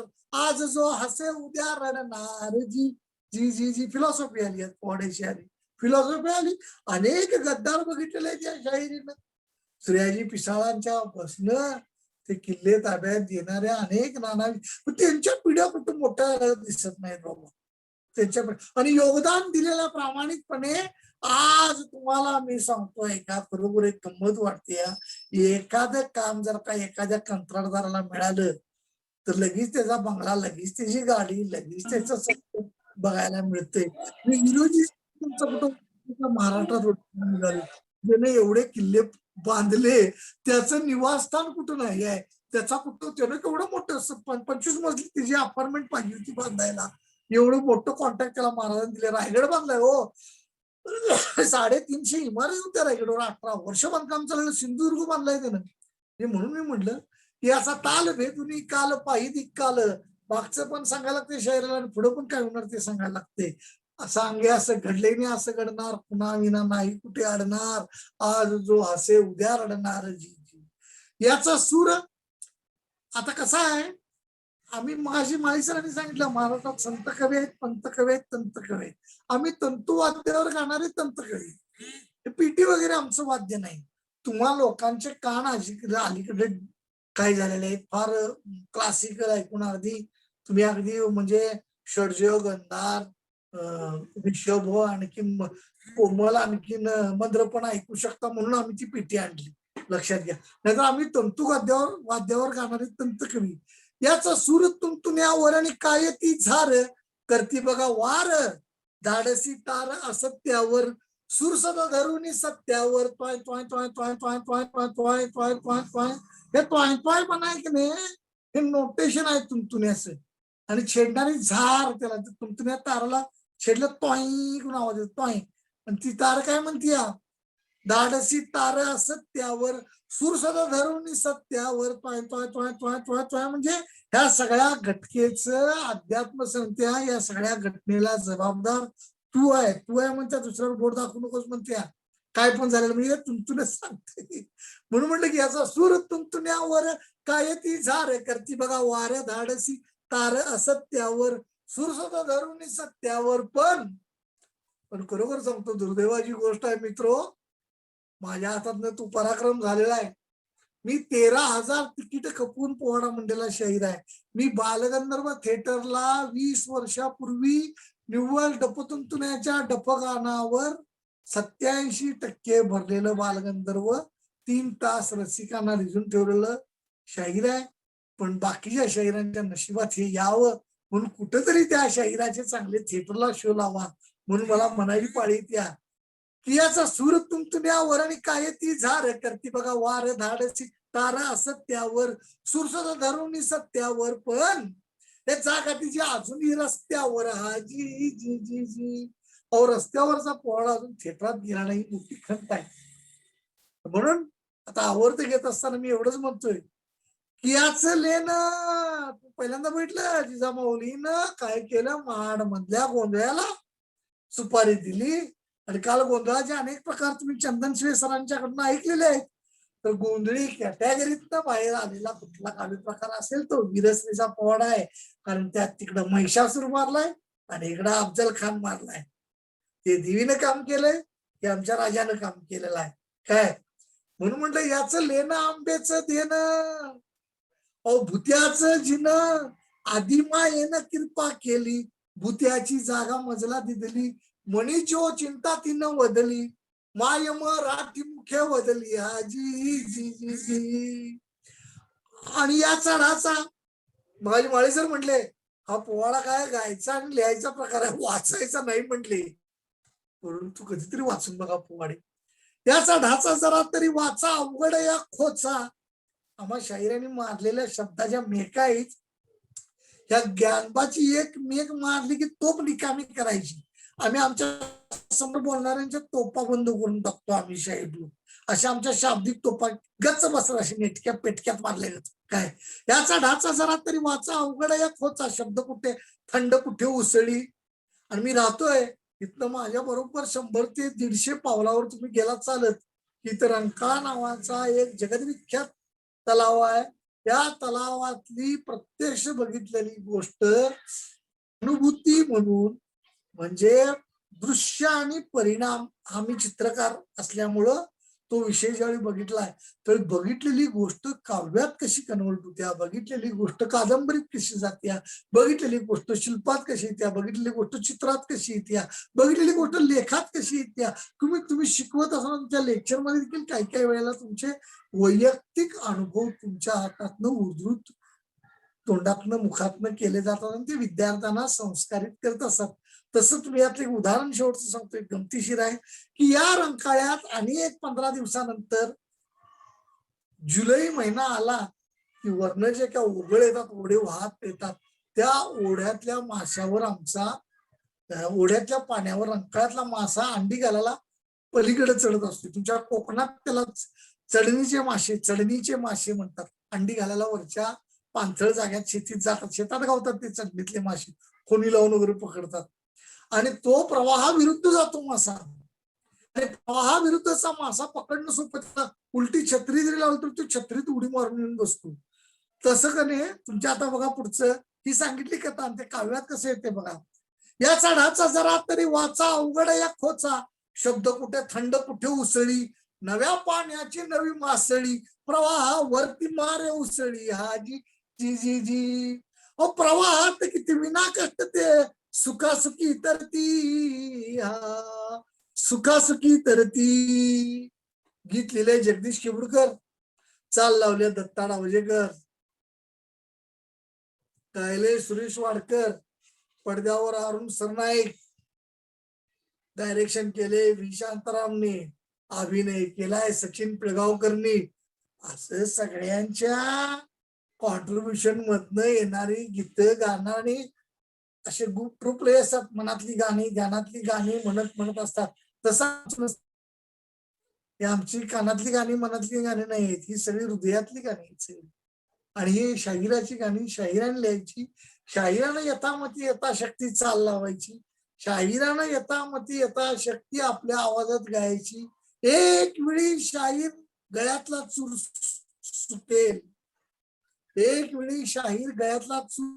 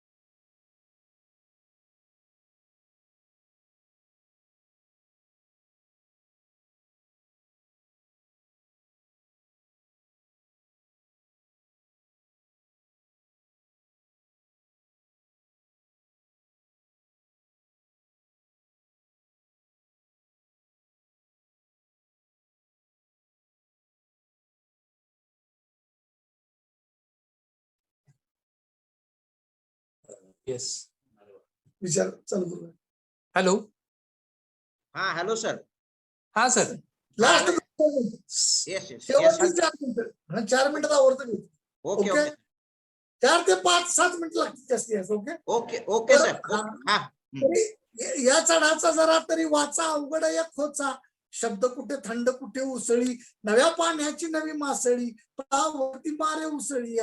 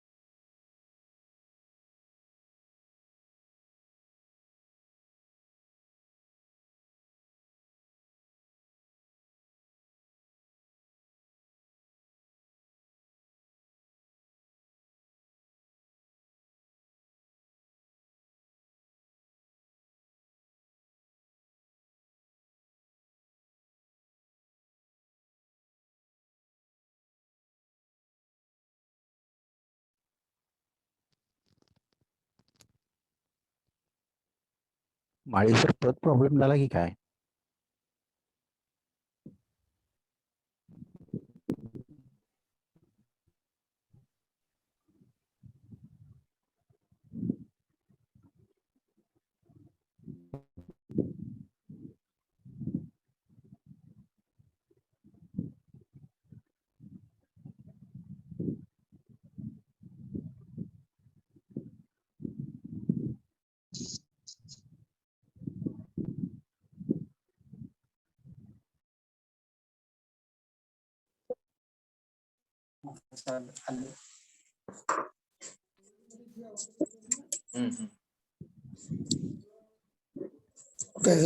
कॅमेरा बघितला. अरे कॅमेरा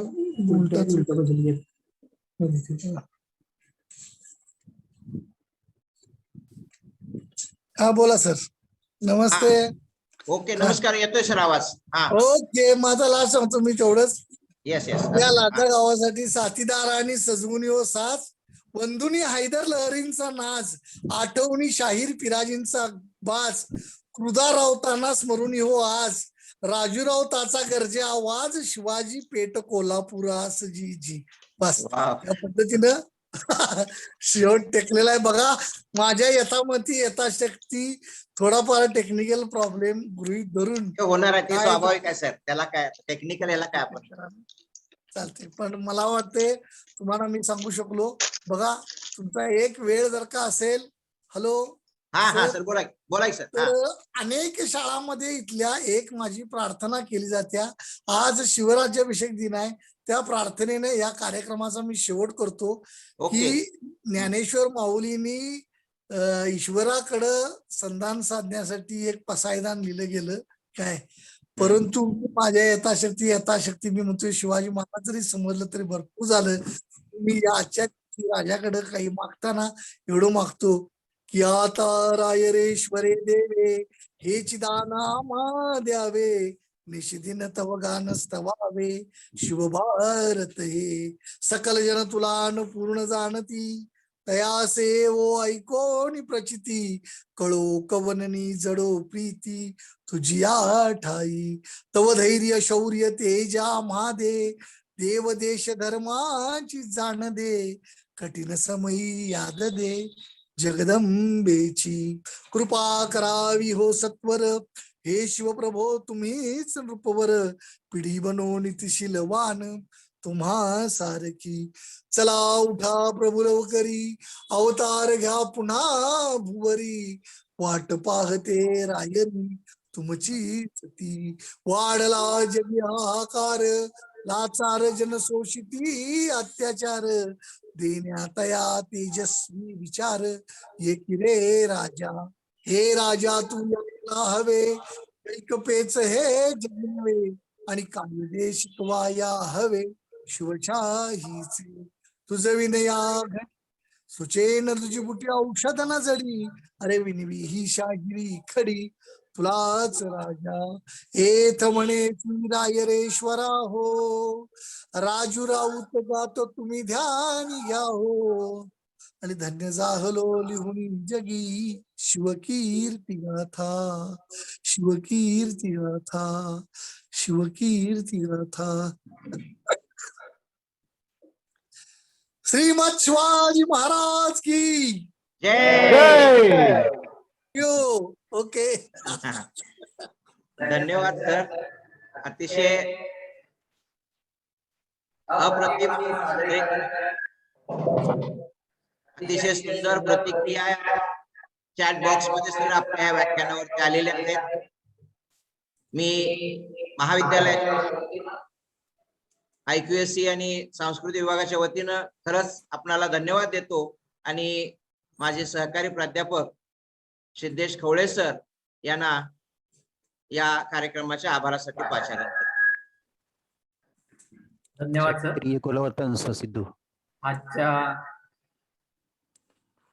या आभाराला सुरुवात करण्याआधी मी आजच सरांकडून जसं आपल्याला समजलं की आज श्री छत्रपती शिवाजी महाराजांच्या तिथीनुसार राज्याभिषेक आहे, तर सुरुवातीला आपण आपल्या महाविद्यालयातर्फे त्यांना वंदन करूया. त्यानंतर नमस्कार रसिको. काल दिनांक 22 जून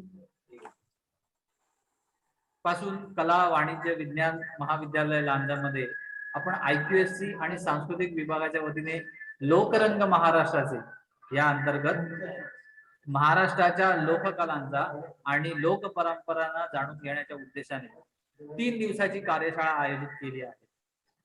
आज या कार्यशाळेचा दुसरा दिवस. आज आपले प्रमुख मार्गदर्शक डॉक्टर पुरुषोत्तम उर्फ राजू राऊत सर यांनी आपल्या भारदस्त आवाजातून सह्याद्रीच्या पहाडातल्या प्रत्येक मराठी मनाला जिवंत केलेले आहे. छत्रपती शिवराय हे आपल्या सर्वांचे परमदैवत. महाराष्ट्राच्या पराक्रमाचा इतिहास छत्रपतींपासूनच सुरू होतो. छत्रपती शिवराय हे महाराष्ट्राच्या पराक्रमाचे आद्य नायक आहेत, म्हणून पोवाड्याची सुरुवात सुद्धा शिवकाळातच झाली. शिवाजी महाराजांचा पराक्रम गायल्यामुळे शाहीर अग्निदासाला स्वतः शिवछत्रपतींनी घोडा इनाम म्हणून बक्षीस दिला आणि शेरभर सोन्याचा तोडा हाती घातला असे खुद्द अग्निदासच म्हणत होते. शिवशाहिरांची ही परंपरा आजपर्यंत सुरूच राहिली आहे. आज ही परंपरा शिवशाहीर डॉक्टर राजू राऊत सर यांनी देशाच्या सीमा ओलांडून पुढे नेली आहे. आज आमच्या महाविद्यालयाने आयोजित केलेल्या लोकरंग महाराष्ट्राचे या कार्यक्रमात त्यांनी दुसरे पुष्प गुंफल्याबद्दल मी त्यांचे हार्दिक आभार मानतो. तसेच महाविद्यालयाचे प्राचार्य डॉक्टर अरविंद कुलकर्णी सर, उपप्राचार्य तसेच IQSC head doctor KR Chavan sir, सर्व रसिक, प्राध्यापक, विद्यार्थी या सर्वांचे आभार मानतो आणि आजचा कार्यक्रम संपला असे जाहीर करतो. उद्या पुन्हा आपण भेटणार आहोत आपलं तिसरं पुष्प घेऊन ठीक 3 वाजता. सिद्धू धन्यवाद. क्षत्रिय कुलवतंस.